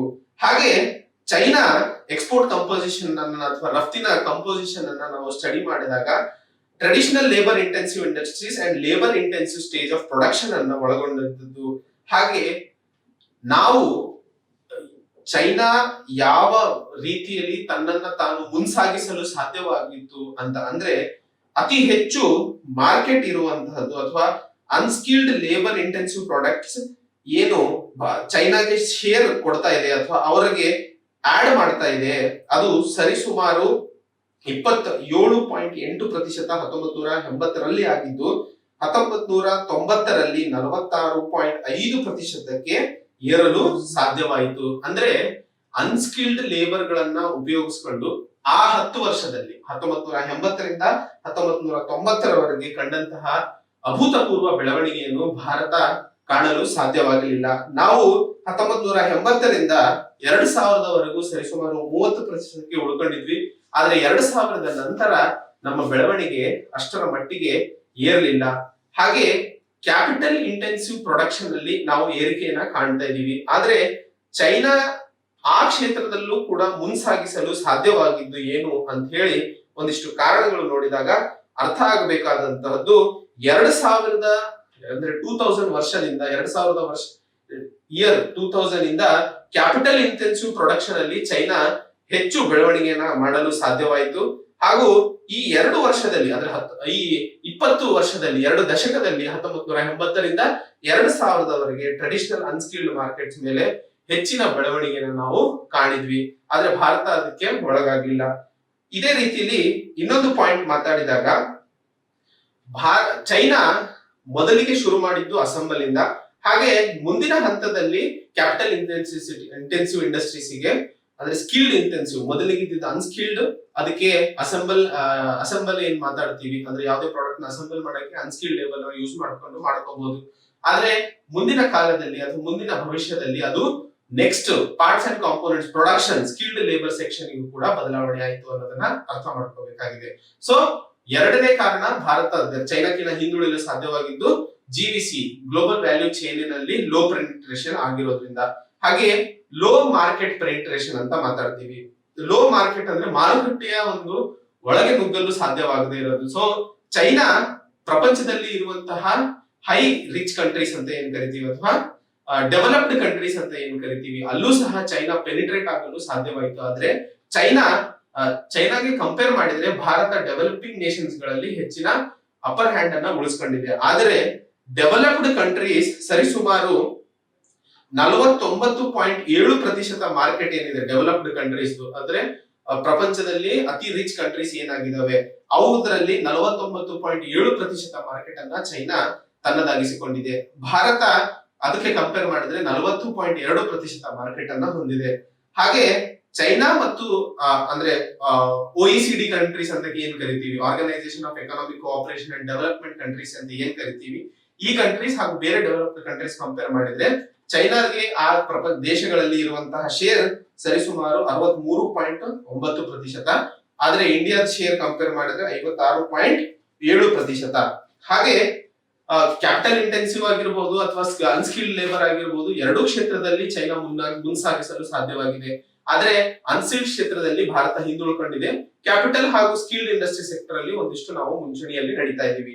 ಹಾಗಾದ್ರೆ ಇಲ್ಲಿ ನಾವು ಒಟ್ಟು ಅರ್ಥ ಮಾಡ್ಕೋಬೇಕಾಗಿರುವಂತಹದ್ದು, ನಾವು ಸಹ ಒಂದಿಷ್ಟು ಹೈ ಡೆವಲಪ್ಡ್ ಕಂಟ್ರೀಸ್ ಗಳಲ್ಲಿ ಪೆನಿಟ್ರೇಟ್ ಆಗಲು ಸಾಧ್ಯವಾಗಬೇಕು ಅಂತಂದ್ರೆ, ಅಥವಾ ಯಾವುದೇ ಹೈ ಡೆವಲಪ್ ಅಥವಾ ಡೆವಲಪ್ಡ್ ಕಂಟ್ರೀಸ್ ಅಲ್ಲಿ ಪ್ರೈಸ್ ಕಾನ್ಶಿಯಸ್ನೆಸ್ ಇರುತ್ತೆ, ಕ್ವಾಲಿಟಿ ಕಾನ್ಶಿಯಸ್ನೆಸ್ ಇರುತ್ತೆ. ಸೊ ಕ್ವಾಲಿಟಿ ಕಾನ್ಶಿಯಸ್ನೆಸ್ ಬರಬೇಕು ಅಂತಂದ್ರೆ ಫಾರಿನ್ ವ್ಯಾಲ್ಯೂ ಅಡಿಷನ್ ಅಥವಾ ಫಾರಿನ್ ಇಂದ ಆಗಬೇಕಾದಂತಹ ಇಂಪ್ರೂವ್ಮೆಂಟ್ಸ್ ಆಗಬೇಕು ಅಂತ ಅವಶ್ಯಕತೆ ಇದೆ. ಈಗ ಚೈನಾ ಇಂದ ಪ್ರಾಡಕ್ಟ್ಸ್ ತಗೊಂತಾರೆ ಅಂತಂದ್ರೆ ಏನಕ್ಕೆ ಕಾರಣ? ಚೈನಾದಲ್ಲಿ ಮ್ಯಾನುಫ್ಯಾಕ್ಚರ್ ಆಗುವಂತಹ ಐಫೋನ್ ಅನ್ನ ಇಡೀ ಪ್ರಪಂಚದಲ್ಲೇ ಖರೀದಿ ಮಾಡ್ತಾರೆ ಅಂದ್ರೆ ಒಂದೇ ಕಾರಣಕ್ಕೆ, ಡಿಸೈನಿಂಗ್ ಹಾಗೂ ಅದಕ್ಕೆ ಬೇಕಾದಂತಹ ಕಾಂಪೊನೆಂಟ್ಸ್ USA ಹಾಗೂ ಕೊರಿಯನ್ ಇಂದ ಬರ್ತದೆ ಅಂತ ಹೇಳಿ. ಅದೇ ರೀತಿಯಲ್ಲಿ ಅಲ್ಲಿಂದ ಡಿಸೈನ್ ಆಗಿ ಅಥವಾ ಅಲ್ಲಿಂದ ಪ್ರೊಡಕ್ಷನ್ ಆಗಿ ಬರೋದ್ರಿಂದ ಕ್ವಾಲಿಟಿ ಮೇಲೆ ಜನರಿಗೆ ನಂಬಿಕೆ ಇರುತ್ತದೆ. ಮ್ಯಾನುಫ್ಯಾಕ್ಚರ್ ಅಲ್ಟಿಮೇಟ್ಲಿ ಚೈನಾ ಹಾಕೊಂಡ್ರು ಸಹ ಕ್ವಾಲಿಟಿ ಆಫ್ ಪ್ರಾಡಕ್ಟ್ ಮೇಲೆ ನಂಬಿಕೆ ಇರುವಂತಹದ್ದು ಐಫೋನ್ ಯಾವ ದೇಶದ್ದು ಅನ್ನೋದ್ರಿಂದ. ಹಾಗೆ ಇಲ್ಲಿ ಕಂಪೇರ್ ಮಾಡಿದರೆ ಭಾರತ ಸಹ ಈ ತರ ಗ್ಲೋಬಲ್ ವ್ಯಾಲ್ಯೂ ಚೈನ್ಸ್ ಅಲ್ಲಿ ವರ್ಕ್ ಮಾಡೋದ್ರಿಂದ ಒಂದಿಷ್ಟು ಹೈ ಡೆವಲಪ್ಡ್ ಕಂಟ್ರೀಸ್ ಗಳ ಮಾರ್ಕೆಟ್ ಅಲ್ಲಿ ನುಗ್ಗಲು ಸಾಧ್ಯವಾಗುತ್ತದೆ ಅನ್ನೋದು ಇಲ್ಲಿ ಅರ್ಥ ಮಾಡ್ಕೋಬೇಕಾಗಿದೆ. ಸೊ ಮೂರನೇ ಕಾರಣ, ನಾವು ಹೈ ರಿಚ್ ಕಂಟ್ರೀಸ್ ಮಾರ್ಕೆಟ್ ಅನ್ನ ಪೆನಿಟ್ರೇಟ್ ಮಾಡಲು ಸಾಧ್ಯವಾಗದೇ ಇರೋದ್ರಿಂದ. ಹಾಗೆ ಒಂದಿಷ್ಟು ಓವರ್ ಆಲ್ ಸ್ಟ್ಯಾಟಿಸ್ಟಿಕ್ಸ್ ಅನ್ನ ಅಲ್ಲಿ ಕೊಡಲಾಗಿದೆ ಆರ್ಥಿಕ ಇದರಲ್ಲಿ ಎಕನಾಮಿಕ್ ಸರ್ವೆಯಲ್ಲಿ. ಸೊ ಈ ಸ್ಟ್ಯಾಟಿಸ್ಟಿಕ್ಸ್ ಅನ್ನ ನೀವು ಒಂದಿಷ್ಟು ನೋಡಿದಾಗ ಚೈನಾದ ಎಕ್ಸ್ಪೋರ್ಟ್ ವ್ಯಾಲ್ಯೂ ಸರಿಸುಮಾರು 743% ಭಾರತಕ್ಕಿಂತ ಹೆಚ್ಚಿದೆ. ಎಕ್ಸ್ಪೋರ್ಟ್ ವ್ಯಾಲ್ಯೂ ಅಂದ್ರೆ ನಾವು ಮಾಡುವಂತಹ ರಫ್ತು ಹಾಗೂ ಚೈನಾ ಮಾಡುವಂತಹ ರಫ್ತನ್ನ ಕಂಪೇರ್ ಮಾಡಿಕೊಂಡ್ರೆ ಚೈನಾದ ರಫ್ತಿನ ವ್ಯಾಲ್ಯೂ ಸರಿಸುಮಾರು 743% ಹೆಚ್ಚಿದೆ. 2000ದಿಂದ 2015ರವರೆಗೆ ನೋಡಿರುವಂತಹ ಡೇಟಾನ ಕಂಪೇರ್ ಮಾಡಿದ್ರೆ ಇದು ಹೆಚ್ಚಾಗಿ ಆಗ್ತಾ ಇರೋದು ಹೈ ಟ್ರೇಡಿಂಗ್ ಅಥವಾ ಡೆವಲಪ್ಡ್ ಕಂಟ್ರೀಸ್ ಜೊತೆ ನಮ್ಮ ವ್ಯಾಪಾರದಲ್ಲಿ ಹಿಂಜರಿಕೆ ಇರೋದ್ರಿಂದ. ಸೊ ಡೆವಲಪ್ಡ್ ಕಂಟ್ರೀಸ್ ಜೊತೆ ನಾವು ಮುಂದಾಗಬೇಕು. ಆದ್ರೆ ಒಂದಿಷ್ಟು ಏನಂತಾರೆ, ಸುಮ್ಮನೆ ಊಹಾಪೋಹಗಳ ಬಗ್ಗೆ ಮಾತಾಡ್ತೀವಿ. ಇಲ್ಲ ಚೈನಾ ಏನು ಫಾರಿನ್ ಟ್ರೇಡ್ ಪಾಲಿಸಿ ಇದೆ ಅಥವಾ ಎಕ್ಸ್ಚೇಂಜ್ ರೇಟ್ ಪಾಲಿಸಿ, ಒಂದು ಈ ವ್ಯಾಪಾರದಲ್ಲಿ ಹೆಚ್ಚಾಗಿ ನಾವು ಎಕ್ಸ್ಚೇಂಜಸ್ ಅನ್ನ ಕಾಣ್ತೀವಿ. ಅಂದ್ರೆ ನಮ್ಮ ದೇಶದ ವ್ಯಾಲ್ಯೂ ರೂಪಿ, ಬೇರೆ ದೇಶದ ವ್ಯಾಲ್ಯೂ, ಈಗ ಸಪೋಸ್ ಯೂಶಲಿ ವ್ಯಾಪಾರಗಳು ನಡೆಯುವಂತಹದ್ದು ಡಾಲರ್ ವ್ಯಾಲ್ಯೂಗಳಲ್ಲಿ. ಸೊ ಡಾಲರ್, ನಮ್ಮ ದೇಶದ ಕರೆನ್ಸಿ ಡಾಲರಿಗೆ ಕಂಪೇರ್ ಮಾಡಿ ಕಮ್ಮಿ ಇದ್ದಾಗ ವ್ಯಾಪಾರದಲ್ಲಿ ಹೆಚ್ಚಿಗೆ ಇನ್ಕ್ರೀಸ್ ಆಗೋದನ್ನ ಕಾಣ್ತೀವಿ. ಅದೇ ರೀತಿಯಲ್ಲಿ ಡಾಲರಿಗೆ ಕಂಪೇರ್ ಮಾಡಿ ಡೊಮೆಸ್ಟಿಕ್ ಕರೆನ್ಸಿ ಹೆಚ್ಚಿಗೆ ಆದಾಗ ವ್ಯಾಪಾರದಲ್ಲಿ ಕಡಿತವನ್ನ ಕಾಣ್ತೀವಿ. ಸೊ ಇದರಲ್ಲಿ ಎಕ್ಸ್ಚೇಂಜ್ ರೇಟ್ ಪಾಲಿಸಿ ಚೈನಾಗೆ ಲಾಭ ಕೊಟ್ಟಿದೆ ಅನ್ನೋದನ್ನ ಒಂದಿಷ್ಟು ಕ್ರಿಟಿಸಿಸಮ್ ಅನ್ನ ಅಥವಾ ಊಹಾಪೋಹಗಳನ್ನ ನೋಡ್ತೀವಿ. ಆದರೆ ಭಾರತ ಸಹ ತನ್ನ ಅಥವಾ ನಮ್ಮ ಭಾರತ ದೇಶದ ರುಪಿ ವ್ಯಾಲ್ಯೂನು ಸಹ ಬಹಳಷ್ಟು ಸನ್ನಿವೇಶಗಳಲ್ಲಿ ಡಾಲರ್ ವ್ಯಾಲ್ಯೂ ಕಂಪೇರ್ ಮಾಡಿದ್ರೆ ತುಂಬಾ ಕಡಿತವನ್ನ ಕಂಡಿದೆ. ಆದ್ರೆ ಅದರಿಂದಾಗಿ ಭಾರತದಲ್ಲಿ ಯಾವುದೇ ಒಂದು ರಫ್ತಿನ ಚಟುವಟಿಕೆ ಅಥವಾ ವ್ಯಾಪಾರದ ಚಟುವಟಿಕೆಗಳಲ್ಲಿ ಬೆಳವಣಿಗೆನ ಕಾಣಲು ಸಾಧ್ಯವಾಗಿಲ್ಲ. ಸೊ ಎಕ್ಸ್ಚೇಂಜ್ ರೇಟ್ ಪಾಲಿಸಿಯಿಂದಾಗಿ ಚೈನಾ ಲಾಭವನ್ನ ಪಡಿತಿದೆ ಅಂತ ಹೇಳಿ ಏನಾದ್ರೂ ಮಾತಾಡಿದಲ್ಲಿ ಅದು ತಪ್ಪು ಅನ್ನೋದನ್ನ ಇಲ್ಲಿ ಹೇಳ್ತಾ ಇದೀವಿ. ಹಾಗಾದ್ರೆ ಇಲ್ಲಿ ಒಟ್ಟು ನಾವು ಅರ್ಥ ಮಾಡ್ಕೋಬೇಕಾಗಿರೋದು, ಭಾರತಕ್ಕೆ ಇರುವಂತಹ ಅಡ್ವಾಂಟೇಜ್ ರಿಲೇಟಿವ್ಲಿ ಲೋ ಹಾಗೂ ಮಿಡಲ್ ಇನ್ಕಮ್ ಕಂಟ್ರೀಸ್ ಅಲ್ಲಿ ಇದೆ. ಆದರೆ ನಾವು ಇವೆರಡರ ಮೇಲೆ ಡಿಪೆಂಡ್ ಆಗ್ಬಿಟ್ಟು ಅತಿ ಹೆಚ್ಚು ಡೆವಲಪ್ಡ್ ಕಂಟ್ರೀಸ್ ಇಂದ ಬರಕ್ ಸಾಧ್ಯ ಇರುವಂತಹ ಹೆಚ್ಚಿನ ರೆವೆನ್ಯೂನ ಕಳ್ಕೊತಾ ಇದೀವಿ. ಸೊ ಅದರ ಮೇಲೆ ಅದಕ್ಕೋಸ್ಕರ ನಾವು ಗ್ಲೋಬಲ್ ವ್ಯಾಲ್ಯೂ ಚೈನ್ಸಿನ ಮೇಲೆ ವರ್ಕ್ ಮಾಡುವ ಅವಶ್ಯಕತೆ ಇದೆ ಅಂತ ಹೇಳಿ ಇಲ್ಲಿ ಮಾತಾಡ್ತಾ ಇದೀವಿ. ಹಾಗಾದ್ರೆ ಯಾವ ರೀತಿಯ ಲೇಬರ್ ಇಂಟೆನ್ಸಿವ್ ಕಂಟ್ರೀಸ್ ಗಳ ಮೇಲೆ ನಾವು ಕೆಲಸ ಮಾಡಬೇಕಾಗಿದೆ? ಒಂದನೇದು ಲೇಬರ್ ಇಂಟೆನ್ಸಿವ್ ಸೆಕ್ಟರ್ ಅಲ್ಲಿ ಇರುವಂತಹ textile, especially man made fibres ಅಥವಾ ಮನುಷ್ಯ ಕೈಗಾರಿಕೆ ಕ್ಷೇತ್ರಗಳಲ್ಲಿ ಹೆಚ್ಚಿನ ಕೆಲಸ ಮಾಡಬೇಕಾಗಿದೆ. ಹಾಗೂ ಜಿಬಿಸಿಗಳಲ್ಲಿ ಅಥವಾ ಗ್ಲೋಬಲ್ ವ್ಯಾಲ್ಯೂ ಚೈನ್ ಗಳ ಕಂಪನಿಗಳಲ್ಲಿ ಹೆಚ್ಚಿನ ಕೆಲಸ ಮಾಡುವ ಅವಶ್ಯಕತೆ ಇದೆ ಅಂತ ಹೇಳಿ ಇಲ್ಲಿ ಮಾತಾಡ್ತಾ ಇದೀವಿ. ಅದೇ ರೀತಿಯಲ್ಲಿ ನಾವು ಏನಾದ್ರೂ ಗ್ಲೋಬಲ್ ವ್ಯಾಲ್ಯೂ ಚೈನ್ ಅಥವಾ ಅದರಿಂದ ಆಗುವಂತಹ ಲಾಭಗಳನ್ನ ಒಂದಿಷ್ಟು ನಂಬರ್ಸ್ ಅಲ್ಲಿ ನೋಡಿದಾಗ, ನಾವು ನಮ್ಮ ಇಂಡಸ್ಟ್ರಿಗಳಲ್ಲಿ ಸರಿಸುಮಾರು 10% ಫಾರಿನ್ ವ್ಯಾಲ್ಯೂನ ಆಡ್ ಮಾಡಿದಾಗ ನಮಗೆ ಆಗುವಂತಹ ಲಾಭ ಅಥವಾ ಅಸೆಂಬಲ್ ಇನ್ ಇಂಡಿಯಾ ಅಂತ ಗ್ಲೋಬಲ್ ವ್ಯಾಲ್ಯೂ ಚೈನ್ ಅನ್ನ ತಗೊಳ್ಳೋದ್ರಿಂದ ಇರುವಂತಹ ಲಾಭ ಈ ಇಡೀ ಡೈಗ್ರಾಮ್ ಅಲ್ಲಿ ನಾವು ಓದಬಹುದು. ಮೊದಲನೇದು, ನಾವು ಏನಾದ್ರೂ ಹೆಚ್ಚಿಗೆ ಅಸೆಂಬ್ಲಿ ಸೆಕ್ಷನ್ ಅಲ್ಲಿ ಕೆಲಸ ಮಾಡಿದಾಗ ಅಥವಾ ನಾವೇನ್ ಅಸೆಂಬಲ್ ಇನ್ ಇಂಡಿಯಾನ ಮೇಕ್ ಇನ್ ಇಂಡಿಯಾ ಜೊತೆ ಏಕೀಕರಣ ಮಾಡುವ ಬಗ್ಗೆ ಮಾತಾಡ್ತಾ ಇದೀವಿ ಈ ಆರ್ಥಿಕ ಸಮೀಕ್ಷೆಯಲ್ಲಿ, ಇದರಿಂದಾಗಿ ಆಗುವ ಲಾಭ ಏನು ಅನ್ನೋದಕ್ಕೆ ಇಡೀ ಡಯಾಗ್ರಾಮ್ ಅನ್ನು ನಾವು ಉತ್ತರದಲ್ಲಿ ಬರೆದ್ರೆ ನಾವು ಕ್ಲಿಯರ್ ಆಗಿ ಅಥವಾ ಸುಲಭವಾಗಿ ಮಾರ್ಕ್ಸ್ ಅನ್ನ ಫೆಚ್ ಮಾಡಬಹುದು. ಸೊ ಅಸೆಂಬ್ಲಿ ಸೆಕ್ಷನ್ ಇಂದ ಅಥವಾ ಅಸೆಂಬ್ಲಿ ಮಾಡೋದ್ರಿಂದ ನಮಗೆ ಹೆಚ್ಚಿನ ಅಥವಾ ಗೂಡ್ಸ್ ಏನಿದೆ ಇಂಪೋರ್ಟ್, ಅದಕ್ಕೆ ಬೇಕಾದಂತಹ ಇಂಪೋರ್ಟ್ಸ್ ಅನ್ನ ನಾವು ಹೆಚ್ಚಿಸ್ಕೋಬಹುದು. ಹಾಗೆ ಏನಾದ್ರೂ ಬೇರೆ ಬೇರೆ ದೇಶಗಳಿಂದ ಇನ್ಪುಟ್ಸ್ ಹೆಚ್ಚಾದಲ್ಲಿ ಆ ದೇಶದಿಂದ ಬರುವಂತಹ ಫಾರಿನ್ ವ್ಯಾಲ್ಯೂ ಅನ್ನ ನಮ್ಮ ದೇಶದಲ್ಲಿ ಆಗ್ತಾ ಇರುವಂತಹ ಎಂಡ್ ಪ್ರಾಡಕ್ಟ್ ಅಲ್ಲಿ ವ್ಯಾಲ್ಯೂ ಆಡ್ ಆಗುತ್ತದೆ. ಸೊ ಸಪೋಸ್ ಇಲ್ಲಿ ನಾವು ಐಫೋನ್ ಗಳನ್ನ ಅಥವಾ ಐಫೋನ್ 7 ಅನ್ನ ಅಸೆಂಬಲ್ ಮಾಡಲು ಶುರು ಮಾಡ್ತೀವಿ ಅನ್ಕೊಳ್ಳೋಣ. ಸೊ ಐಫೋನ್ 7 ಗೆ ಬೇಕಾದಂತಹ ಕಾಂಪೊನೆಂಟ್ಸ್ ನಮ್ಮ ಭಾರತ ದೇಶಕ್ಕೆ ಆಮದು ಮಾಡಲು ಶುರು ಮಾಡ್ತೀವಿ. ಸೊ ಆ ಕಾಂಪೊನೆಂಟ್ಸ್ ಬರೋದ್ರಿಂದ ಐಫೋನ್ ಬೆಲೆ ಏನಿದೆ ಅಥವಾ ಐಫೋನ್ ಗೆ ಇರುವಂತಹ ವ್ಯಾಲ್ಯೂ ಏನಿದೆ ಅದಕ್ಕೆ ಫಾರಿನ್ ವ್ಯಾಲ್ಯೂ ಆಡೆಡ್ ಅಂತ ಕರಿತೀವಿ. ಸೊ ನಾವು ಒಟ್ಟಿಗೆ ಐಫೋನ್ ಎಂಡ್ ಅಲ್ಲಿ ಪೂರ್ತಿ ಪ್ರೊಡಕ್ಷನ್ ಆದ್ಮೇಲೆ ಏನ್ ಮಾಡ್ತೀವಿ ಅದರಿಂದ ಅದಕ್ಕೆ ಫಾರಿನ್ ಇಂದ ಬರುವಂತಹ ಇನ್ಪುಟ್ಸ್ ಇಂದ ವ್ಯಾಲ್ಯೂ ಆಡ್ ಆಗುತ್ತದೆ. ಹಾಗೆ ಅದರಿಂದಾಗಿ ನಾವು ಸಂಖ್ಯೆಗಳನ್ನು ಅಥವಾ ಹೆಚ್ಚಿನ ಸಂಖ್ಯೆಯಲ್ಲಿ ಐಫೋನ್ಗಳ ನಂಬಿಕೆ ಅಂದ್ರೆ ಮಾರ್ಕೆಟ್ ಅಲ್ಲಿ ನಾನು ಹೇಳಿದೆ ಮೊದಲಿಗೆ ಮಾತಾಡಿದ್ವಿ ಟ್ರಸ್ಟ್ ಯಾವಾಗ ನಂಬಿಕೆ ಜನರಿಗೆ ಯಾವಾಗ ಇರುತ್ತದೋ ಮಾರ್ಕೆಟ್ ಆಟೋಮೆಟಿಕಲಿ ಬೆಳೆಯುತ್ತೆ. ಸೊ ಫಾರಿನ್ ಗೂಡ್ಸ್ ಅಥವಾ ಫಾರಿನ್ ಟೆಕ್ನಾಲಜಿ ಮೇಲೆ ಜನರಿಗೆ ನಂಬಿಕೆ ಇರೋದ್ರಿಂದ ಕ್ವಾಂಟಿಟಿ ಕೂಡ ಹೆಚ್ಚಾಗಿ ಪ್ರೊಡಕ್ಷನ್ ಮಾಡಲು ಸಾಧ್ಯವಾಗುತ್ತದೆ. ಅದರಿಂದಾಗಿ ನಮ್ಮ ಒಟ್ಟು ಎಕ್ಸ್ಪೋರ್ಟ್ ಅಥವಾ ರಫ್ತಿನ ವ್ಯಾಲ್ಯೂ ಕೂಡ ಬೆಳೆಯುವ ಅವಕಾಶಗಳನ್ನ ನಾವು ಅಲ್ಲಿ ನೋಡ್ತೀವಿ. ಅದರಿಂದಾಗಿ ಅಥವಾ ಈ ಒಟ್ಟು ಪ್ರೋಸೆಸ್ ನಲ್ಲಿ ಅಥವಾ ಅಸೆಂಬ್ಲಿನಲ್ಲೂ ಹ್ಯೂಮನ್ ಕ್ಯಾಪಿಟಲ್ ಅಂತ ಕರಿತೀವಿ. ಹಾಗೆ ಈ ವ್ಯಾಲ್ಯೂ ಅಡಿಷನ್ ಏನಿದೆ ತುಂಬಾ ಚಿಕ್ಕ ಮಾತ್ರದಲ್ಲಿ ಇದ್ರೂ ಸಹ ಕ್ವಾಂಟಿಟಿ ಆಫ್ ಪ್ರೊಡಕ್ಷನ್ ಜಾಸ್ತಿ ಆದಾಗ ಅದರಿಂದಾಗಿ ಒಟ್ಟು ಲಾಭ ಏನಿದೆ ವ್ಯಾಲ್ಯೂ ಟರ್ಮ್ಸ್ ಅಲ್ಲಿ ತುಂಬಾ ಹೆಚ್ಚಾಗಿರುತ್ತದೆ. ಅದೇ ರೀತಿಯಲ್ಲಿ ಅದು ಉದ್ಯೋಗ ಸೃಷ್ಟಿಸಲು ಕೂಡ ಸಾಧ್ಯವಾಗುತ್ತದೆ ಅನ್ನೋದನ್ನ ಇಲ್ಲಿ ಈ ಇಡೀ ಡಯಾಗ್ರಾಮ್ ಅಲ್ಲಿ ನಾವು ಅರ್ಥ ಮಾಡ್ಕೋಬೇಕಾಗಿದೆ. ಹಾಗಾದ್ರೆ ಸುಮಾರು 10% ವ್ಯಾಲ್ಯೂ ಅಡಿಷನ್ ಆದರೂ ಬೇರೆ ದೇಶದಿಂದ ಬರುವಂತಹ ಪ್ರಾಡಕ್ಟ್ಸಿನ 10% ವ್ಯಾಲ್ಯೂ ಅಡಿಷನ್ ಆದ್ರೂ ಸರಿಸುಮಾರು 17.9% ಗ್ರೋತ್ ಅನ್ನ ಕಾಣ್ತೀವಿ ಬೆಳವಣಿಗೆನ ಎಕ್ಸ್ಪೋರ್ಟ್ ಶೇರಿನಲ್ಲಿ. ಹಾಗಾದ್ರೆ ಏನಾದರೂ ಇದರಿಂದಾಗಿ 7.7% ಡೊಮೆಸ್ಟಿಕ್ ವ್ಯಾಲ್ಯೂ ಅಡಿಷನ್ ಅನ್ನ ಮಾಡಿದ್ದಲ್ಲಿ 13.2% ಉದ್ಯೋಗ ಅವಕಾಶಗಳನ್ನು ಹೆಚ್ಚಿಸಲು ಸಾಧ್ಯವಿದೆ ಅನ್ನೋದು ಇಲ್ಲಿ ಅರ್ಥ ಮಾಡ್ಕೊಳ್ಳುವ ಅವಶ್ಯಕತೆ ಇದೆ. ಹಾಗಾದ್ರೆ ಒಂದು ಉದಾಹರಣೆಯೊಂದಿಗೆ ನೋಡಿದಾಗ ಒಂದು ಐಪಾಡ್ ಚೈನಾದಲ್ಲಿ ಅಸೆಂಬಲ್ ಆಗ್ತಾ ಇರುವಂತಹದ್ದು. ಇದು ಒಂದು ಐಪಾಡ್ ಕಂಪನಿಯ ಗೇಟ್ ನಲ್ಲಿ ಅಥವಾ ಕಂಪನಿಯಲ್ಲಿ ಪ್ರೊಡಕ್ಷನ್ ಆದ ಮೇಲೆ ಅದಕ್ಕೆ ಇರುವಂತಹ ಬೆಲೆ $144. ಇದು 2008ರಲ್ಲಿ. ಹಾಗಾದ್ರೆ ಈ $144 ಅಲ್ಲಿ ಲೋಕಲಿ ಚೈನಾ ಇಂದ ಆದಂತಹ ಮುಖಬೆಲೆಯ ವ್ಯಾಲ್ಯೂ ಅಡಿಷನ್ ಬರೀ $4. ಅಂದ್ರೆ $140 ಇರುವಂತಹ ಪ್ರಾಡಕ್ಟ್ ಹೊರಗಡೆಯಿಂದ ಚೈನಾ ಆಮದು ಮಾಡ್ಕೊಂಡಿರುತ್ತೆ. ಅದಕ್ಕೆ ವ್ಯಾಲ್ಯೂ ಅಡಿಷನ್ ಡೊಮೆಸ್ಟಿಕ್ ಆಗಿ ಮಾಡಿರೋದು ಬರೀ $4. ಇದರಿಂದಾಗಿ ಆದಂತಹ ಲಾಭ ಅಥವಾ ಇದರಿಂದಾಗಿ ಮಾಡಿದಂತಹ ಒಟ್ಟು ಅಸೆಂಬಲ್ ಅಥವಾ ಐಪಾಡ್ಸ್ ಗಳು 54.83 ಮಿಲಿಯನ್ ಅಷ್ಟು ಐಪಾಡ್ ಗಳನ್ನ ಪ್ರೊಡಕ್ಷನ್ ಮಾಡಲಾಯಿತು. ಇದರಿಂದಾಗಿ ಡೊಮೆಸ್ಟಿಕ್ ಅಥವಾ ಇದರಿಂದಾಗಿ ಚೈನಾಗೆ ಆದಂತಹ ಲಾಭ $219 ಮಿಲಿಯನ್. ಸೊ ಇಲ್ಲಿ ನಾವು ಅರ್ಥ ಮಾಡ್ಕೋಬೇಕಾಗಿರುವಂತಹದ್ದು ಒಂದು ಅಸೆಂಬಲ್ ಲೋಕಲ್ ಮಾಡೋದ್ರಿಂದ ಅಥವಾ ಅಸೆಂಬಲ್ ಅನ್ನ ಗ್ಲೋಬಲ್ ವ್ಯಾಲ್ಯೂ ಚೈನ್ ಜೊತೆ ಇಂಟಿಗ್ರೇಟ್ ಮಾಡ್ಕೊಳ್ಳೋದ್ರಿಂದ ಒಂದೇದು ಹೆಚ್ಚು ಉದ್ಯೋಗ ಅವಕಾಶಗಳನ್ನು ಸೃಷ್ಟಿಸಲು ಸಾಧ್ಯವಿದೆ. ಹಾಗೂ ಡೊಮೆಸ್ಟಿಕ್ ವ್ಯಾಲ್ಯೂ ಆಡಿಷನ್ ಅವಕಾಶ ಇರೋದ್ರಿಂದ ನಮಗೆ ಹೆಚ್ಚಿನ ಆರ್ಥಿಕವಾಗಿ ಕೂಡ ಬೆಳವಣಿಗೆ ಕಾಣುವ ಸಾಧ್ಯತೆಗಳಿದೆ ಅಂತ ಹೇಳಿ ಐಫೋನ್ 7 ಬಗ್ಗೆ ನಾವು ಉದಾಹರಣೆ ಕೊಟ್ಟೆ. ಒಂದು ಐಫೋನಿನ ಅಸೆಂಬ್ಲಿಯಲ್ಲಿ ಚೈನಾಗೆ ಆಗುವಂತಹ ಲಾಭ $8.46 ಸೊ ಪ್ರಪಂಚದಲ್ಲಿ ಮಾರಾಟ ಆಗುವಂತಹ ಪ್ರತಿಯೊಂದು ಐಫೋನ್ ಮೇಲೆ $8.4 ಅಷ್ಟು ಲಾಭವನ್ನ ಚೈನಾ ಪಡೀತದೆ. ಸೊ ಅಷ್ಟರ ಮಟ್ಟಿಗೆ ಆರ್ಥಿಕವಾಗಿ ಲಾಭ ಪಡೆಯುವ ಚೈನಾಕ್ಕೆ ಸಾಧ್ಯವಾಗಿದ್ದು ಅಥವಾ ಎಕ್ಸ್ಪೋರ್ಟ್ ಅಥವಾ ಏನು ರಫ್ತಿನ ಶೇರಿನಲ್ಲಿ ಹೆಚ್ಚಿನ ಪ್ರಮಾಣದಲ್ಲಿ ಬೆಳವಣಿಗೆನ ಕಾಣೋದಕ್ಕೆ ಸಾಧ್ಯವಾಗಿದ್ದು ಗ್ಲೋಬಲ್ ವ್ಯಾಲ್ಯೂ ಚೈನ್ಗೆ ಒಳಗಾಗೋದ್ರಿಂದ. ಹಾಗೆ ನಾವು ಮಾತಾಡಿದ್ವಿ ಇನ್ನೊಂದು ಪ್ರಶ್ನೆಯ ಬಗ್ಗೆ, ಯಾವ ರೀತಿಯ ಇಂಡಸ್ಟ್ರೀಸ್ಗೆ ಭಾರತ ಒಳಗಾಗಬೇಕು, ಐದರ್ ಜಾಬ್ ಕ್ರಿಯೇಷನ್ ಗೆ ಅಥವಾ ಉದ್ಯೋಗ ಅವಕಾಶಗಳನ್ನು ಹೆಚ್ಚಿಸೋದ್ರಲ್ಲ ಅಥವಾ ಸ್ಪೆಷಲೈಸೇಷನ್ ಇಂದಾಗಿ ಅಂತ ಹೇಳಿ. ಸೊ ಈ ಇಡೀ ಇದರಲ್ಲಿ ಎರಡು ರೀತಿಯ ಇಂಡಸ್ಟ್ರೀಸ್ ಗಳ ಬಗ್ಗೆ ನಾವು ನೋಡಿದ್ವಿ. ಒಂದು ಸ್ಪೆಷಲೈಸೇಷನ್ ಆಗ್ಬೇಕಾಗಿರುವಂತಹ ಇಂಡಸ್ಟ್ರೀಸ್ ಹಾಗೂ ಉದ್ಯೋಗ ಅವಕಾಶಗಳನ್ನು ಸೃಷ್ಟಿ ಮಾಡುವ ಇಂಡಸ್ಟ್ರೀಸ್ ಗಳ ಬಗ್ಗೆ.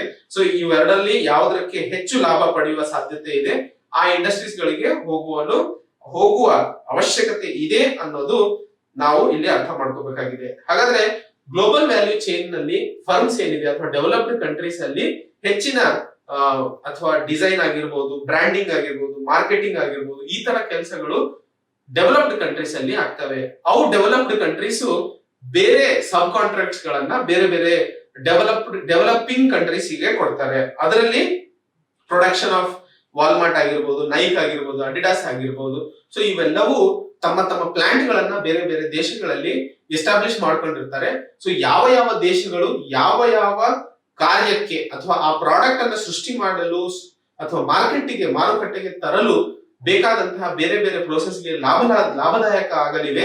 ಸೊ ಆ ದೇಶಗಳಲ್ಲಿ ಪ್ಲಾಂಟ್ ಗಳನ್ನ ಎಸ್ಟಾಬ್ಲಿಷ್ ಮಾಡಿ ಎಂಡ್ ಪ್ರಾಡಕ್ಟ್ ಅನ್ನ ಅಲ್ಲಿಂದ ಪ್ರಪಂಚದ ಮಾರುಕಟ್ಟೆಗೆ ತರಲು ತಮ್ಮ ದಾರಿಯನ್ನ ಮುಂಸಾಗಿಸ್ತವೆ. ಸೊ ಇಂಡಿಯಾಗೂ ಸಹ ಈ ಗ್ಲೋಬಲ್ ವ್ಯಾಲ್ಯೂ ಚೈನ್ ಅಲ್ಲಿ ಅತಿ ದೊಡ್ಡ ಲಾಭದಾಯಕ ಅಥವಾ ಅತಿ ದೊಡ್ಡ ಅವಕಾಶವನ್ನ ಉಳ್ಕೊಂಡಿದೆ. ಸೊ ಇದನ್ನ ಉಪಯೋಗಿಸ್ಕೊಂಡಿದ್ದಲ್ಲಿ ನಾವು ಪ್ರಪಂಚದ ರಫ್ತಿನ ಮಾರುಕಟ್ಟೆಯಲ್ಲಿ ಹೆಚ್ಚಿನ ಷೇರುಗಳನ್ನ ಅಥವಾ ಹೆಚ್ಚಿನ ಪರ್ಸೆಂಟೇಜ್ ಅನ್ನ ಪಡೆಯಲು ಸಾಧ್ಯವಾಗುತ್ತದೆ ಅನ್ನೋದು ಇಲ್ಲಿ ಅರ್ಥ ಮಾಡ್ಕೋಬೇಕಾಗಿದೆ. ಹಾಗೆ ನೆಟ್ವರ್ಕ್ ಪ್ರಾಡಕ್ಟ್ಸ್ ಅಲ್ಲಿ ನಾನು ಹೇಳಿದ ಹಾಗೆ ಪಾರ್ಟ್ಸ್ ಅಂಡ್ ಕಾಂಪೋನೆಂಟ್ಸ್ ಅಸೆಂಬಲ್ ಮಾಡಬೇಕು ಅಂತಂದ್ರೆ ಪಾರ್ಟ್ಸ್ ಅಂಡ್ ಕಾಂಪೋನೆಂಟ್ಸ್ ನಾವು ಇಂಪೋರ್ಟ್ ಮಾಡ್ಕೊಂತೀವಿ. ಅದೇ ರೀತಿಯಲ್ಲಿ ಅಸೆಂಬಲ್ಡ್ ಎಂಡ್ ಪ್ರಾಡಕ್ಟ್ ಅಂತ ಕರಿತೀವಿ. ಅಸೆಂಬಲ್ಡ್ ಅಂತಂದ್ರೆ ಕೊನೆಗೆ ಬರುವಂತಹ ಪ್ರಾಡಕ್ಟ್. ಹಾಗಾದ್ರೆ ನೆಟ್ವರ್ಕ್ ಪ್ರಾಡಕ್ಟ್ಸ್ ಅಲ್ಲಿ ಸರಿಸುಮಾರು 30% ಏನು ವರ್ಲ್ಡ್ ಎಕ್ಸ್ಪೋರ್ಟ್ ಪ್ರಪಂಚದಲ್ಲೇ ಆಗ್ತಾ ಇರುವಂತಹ ಬೇರೆ ಬೇರೆ ವ್ಯಾಪಾರಗಳಲ್ಲಿ ಬೇರೆ ಬೇರೆ ರಫ್ತುಗಳಲ್ಲಿ ನೆಟ್ವರ್ಕ್ ಪ್ರಾಡಕ್ಟ್ಸ್ ಇರುವಂತಹ ಮಾರ್ಕೆಟ್ ಸರಿಸುಮಾರು 30%. 2018ರ ಡೇಟಾ ಇದು. ಅದರಲ್ಲಿ ಎಲೆಕ್ಟ್ರಿಕಲ್ ಅಂಡ್ ಮಷಿನರಿ ಅತಿ ಹೆಚ್ಚು ಭಾಗವನ್ನ ಹೊಂದಿಕೊಂಡಿದೆ. ಅದು ಸರಿಸುಮಾರು 10.4% ಆಗಿರುತ್ತದೆ. ಹಾಗೆ ಮುಂದಿನ ಇದರಲ್ಲಿ ಇಲ್ಲಿ ನಾವು ಅರ್ಥ ಮಾಡ್ಕೊಂಡ್ವಿ ಯಾವ ಯಾವ ಕಾರಣಗಳಿಂದಾಗಿ ಭಾರತ ಹಾಗೂ ಚೈನಾಗೆ ಕಂಪೇರ್ ಮಾಡಿದ್ರೆ ರಫ್ತಿನ ಮಾರುಕಟ್ಟೆ ಶೇರ್ ಅಲ್ಲಿ ಹಿಂದುಳ್ಕೊಳ್ಳೋದಕ್ಕೆ ಏನೇನು ಕಾರಣಗಳು ಅಂತ ಹೇಳಿ. ಮೊದಲನೇದು specification and diversification. So China ಹೆಚ್ಚಿಗೆ ಸ್ಪೆಸಿಫಿಕೇಶನ್ ಹಾಗೂ ಲೇಬರ್ ಇಂಟೆನ್ಸಿವ್ ಮಾರ್ಕೆಟ್ಸ್ ಅಲ್ಲಿ ಅದರಲ್ಲೂ ಕ್ವಾಂಟಿಟಿ ಮೇಲೆ ಹೆಚ್ಚಿನ ಪ್ರಭಾವ ಅಥವಾ ಬೆಳವಣಿಗೆ ಕಂಡಿರೋದ್ರಿಂದ ಹೆಚ್ಚು ಸಂಪತ್ತು ಅಥವಾ ಹೆಚ್ಚು ರಫ್ತಿನ ಶೇರ್ ನ ಪಡ್ಕೊಳ್ಳಕ್ ಸಾಧ್ಯವಾಯಿತು ಅಂತ ಹೇಳಿ. ಹಾಗೂ ಎಕ್ಸ್ಪೋರ್ಟ್ ಪ್ರಮೋಷನ್ ಪಾಲಿಸಿ ಹಾಗೂ ಮಾರ್ಕೆಟ್ ಪ್ರಮೋಷನ್. ಸೊ ಈ 3 ಕಾರಣಗಳನ್ನ ನಾವು ಹಿಂದೆ ಡಿಸ್ಕಸ್ ಮಾಡಿದ್ವಿ. ಅದರ ಜೊತೆಯಲ್ಲಿ ಯಾವ ಯಾವ ಆಕ್ಟಿವಿಟೀಸ್ ಇಂದಾಗಿ ಚೈನಾ ತನ್ನ ಎಕ್ಸ್ಪೋರ್ಟ್ ಪರ್ಫಾರ್ಮೆನ್ಸ್ ಅನ್ನ ಹೆಚ್ಚಿಗೆ ಮಾಡಲು ಸಾಧ್ಯವಾಯಿತು ಅದನ್ನೇ ಟೇಬಲ್ ಅಲ್ಲೂ ಸಹ ಓದಿದ್ವಿ. High level of participation, global value chain ನಲ್ಲಿ ಹೆಚ್ಚಿನ ವಹಿವಾಟು ನಡೆಸಿರೋದ್ರಿಂದ ಹಾಗೂ ಲೇಬರ್ ಇಂಟೆನ್ಸಿವ್ ಪ್ರೊಡಕ್ಷನ್ ಆಕ್ಟಿವಿಟೀಸ್ ಮೇಲೆ ಹೆಚ್ಚಿನ ಒತ್ತಡವನ್ನು ಕೊಡೋದ್ರಿಂದ, large capacity expansion in sectors of specialisation ಹಾಗೂ ರಿಚ್ ಕಂಟ್ರೀಸ್ OECD ಹಾಗೂ developed countries USA, China, Korea, Japan ಏನಿದೆ ಈ ಕಂಟ್ರೀಸ್ ಗಳಲ್ಲಿ ಹೆಚ್ಚಿನ ವಹಿವಾಟು ಮಾಡಲು ಸಾಧ್ಯವಾಗಿರೋದ್ರಿಂದ ಸೊ ಆ ಕ್ವಾಲಿಟಿ ಹಾಗೂ ಆ ಕ್ವಾಂಟಿಟಿ ಹಾಗೂ ಆ ಎಫಿಷಿಯನ್ಸಿನ ಮೇಂಟೈನ್ ಮಾಡಲು ಸಾಧ್ಯವಾಗಿದ್ದು ಫಾರಿನ್ ವ್ಯಾಲ್ಯೂ ಆಡೆಡ್ ಇನ್ಪುಟ್ಸ್ ಇಂದ. ಸೊ ಆ ಫಾರಿನ್ ವ್ಯಾಲ್ಯೂ ಆಡೆಡ್ ಇನ್ಪುಟ್ಸ್ ಇಂದ ಸಹ ಚೈನಾ ತಮ್ಮ ರಫ್ತಿನ ಮಾರುಕಟ್ಟೆನ ಸ್ಟ್ರಾಂಗ್ ಮಾಡಲು ಸಾಧ್ಯವಾಯಿತು ಅನ್ನೋದನ್ನ ನಾವು ಅರ್ಥ ಮಾಡ್ಕೋಬೇಕು. ಹಾಗಾದ್ರೆ ಈ ಗ್ಲೋಬಲ್ ವ್ಯಾಲ್ಯೂ ಚೈನ್ ಅಲ್ಲಿ ಭಾರತ ಜಾಯಿನ್ ಆಗಬೇಕು ಅಂತಂದ್ರೆ ಏನನ್ನ ಅಥವಾ ಯಾವ ರೀತಿಯ ಕ್ರಮಗಳನ್ನ ಕೈಗೊಳ್ಳುವ ಅವಶ್ಯಕತೆ ಇದೆ ಅನ್ನೋದಕ್ಕೂ ಮುನ್ನ ಎಷ್ಟರ ಮಟ್ಟಿಗೆ ನೆಟ್ವರ್ಕ್ ಪ್ರಾಡಕ್ಟ್ಸ್ ಲಾಭದಾಯಕವಾಗಲಿದೆ ಅನ್ನೋದನ್ನ ಫಸ್ಟ್ ಅರ್ಥ ಮಾಡ್ಕೊಳ್ಳೋಣ. ಹಾಗಾದ್ರೆ ಪ್ರಪಂಚದ ಒಟ್ಟು ವರ್ಲ್ಡ್ ಎಕ್ಸ್ಪೋರ್ಟ್ ನಲ್ಲಿ ನೆಟ್ವರ್ಕ್ ಪ್ರಾಡಕ್ಟ್ಸ್ ಶೇರ್ ನಾನು ಹೇಳಿದೆ 30% ಆಗಿತ್ತು 2018ರಲ್ಲಿ.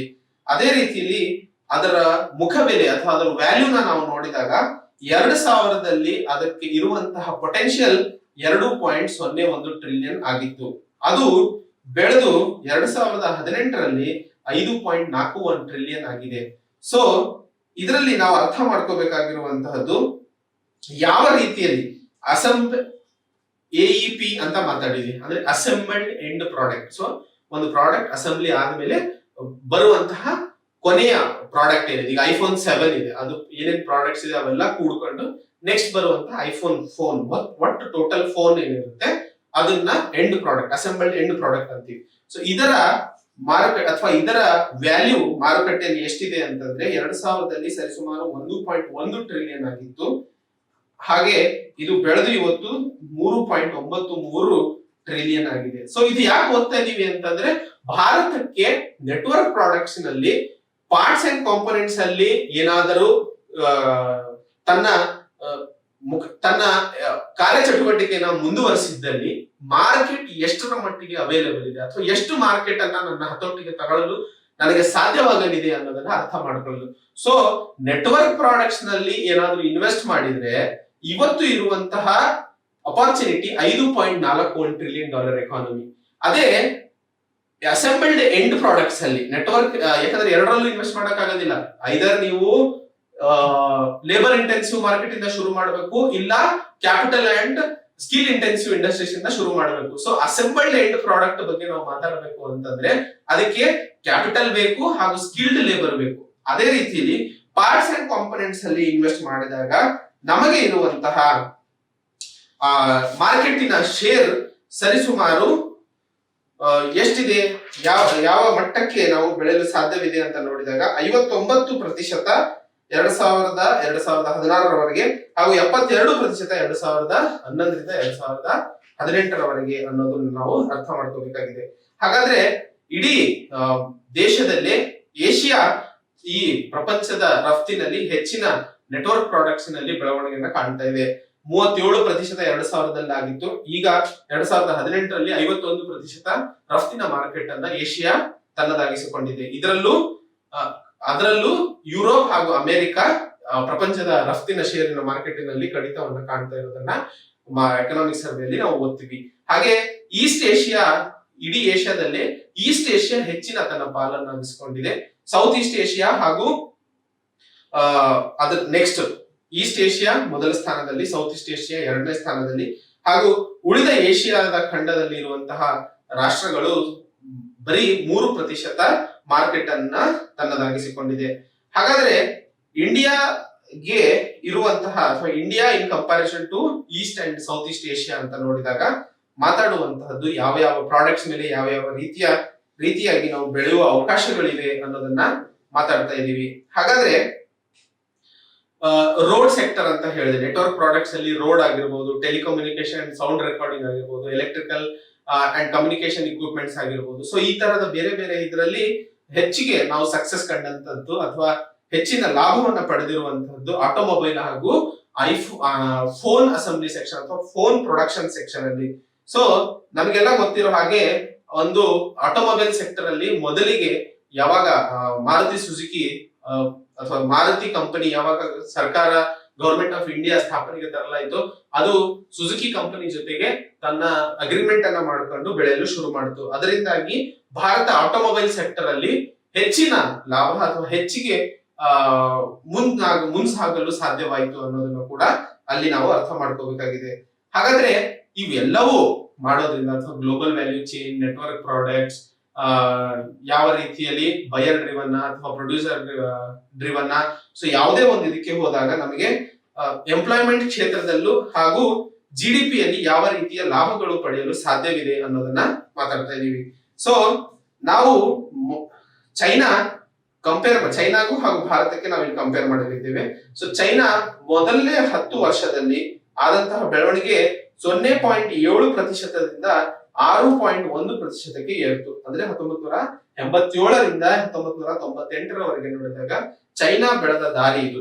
ಇದೇ ದಾರಿಯಲ್ಲಿ ಏನಾದರೂ ಭಾರತ ಸಹ ಬೆಳೆದಿದ್ದಲ್ಲಿ ನಮ್ಮ ವಹಿವಾಟು 2025ರಷ್ಟೊತ್ತಿಗೆ ನಮ್ಮದು $6.5 ಟ್ರಿಲಿಯನ್ ಎಕಾನಮಿನ ಸಾಧಿಸಲು ಅಥವಾ 2025ರವರೆಗೆ ನಮ್ಮ ಟೋಟಲ್ ವ್ಯಾಲ್ಯೂ ಅಥವಾ ಮಾರ್ಕೆಟಿನಲ್ಲಿ ಇರುವಂತಹ ವ್ಯಾಲ್ಯೂ 6.9 ಟ್ರಿಲಿಯನ್ ಏನಿದೆ, ಅದರಲ್ಲಿ ಭಾರತ ಏನಾದರೂ ಬೆಳೆದಿದ್ದಲ್ಲಿ 2025ರಷ್ಟೊತ್ತಿಗೆ $248.2 ಬಿಲಿಯನ್ ಅಷ್ಟು ಎಕಾನಮಿನ ಭಾರತ ಟ್ಯಾಪ್ ಮಾಡುವ ಅವಕಾಶ ಇದೆ ಅನ್ನೋದು ಆರ್ಥಿಕ ಸಮೀಕ್ಷೆ ಹೇಳ್ಕೊಡ್ತಾ ಇದೆ.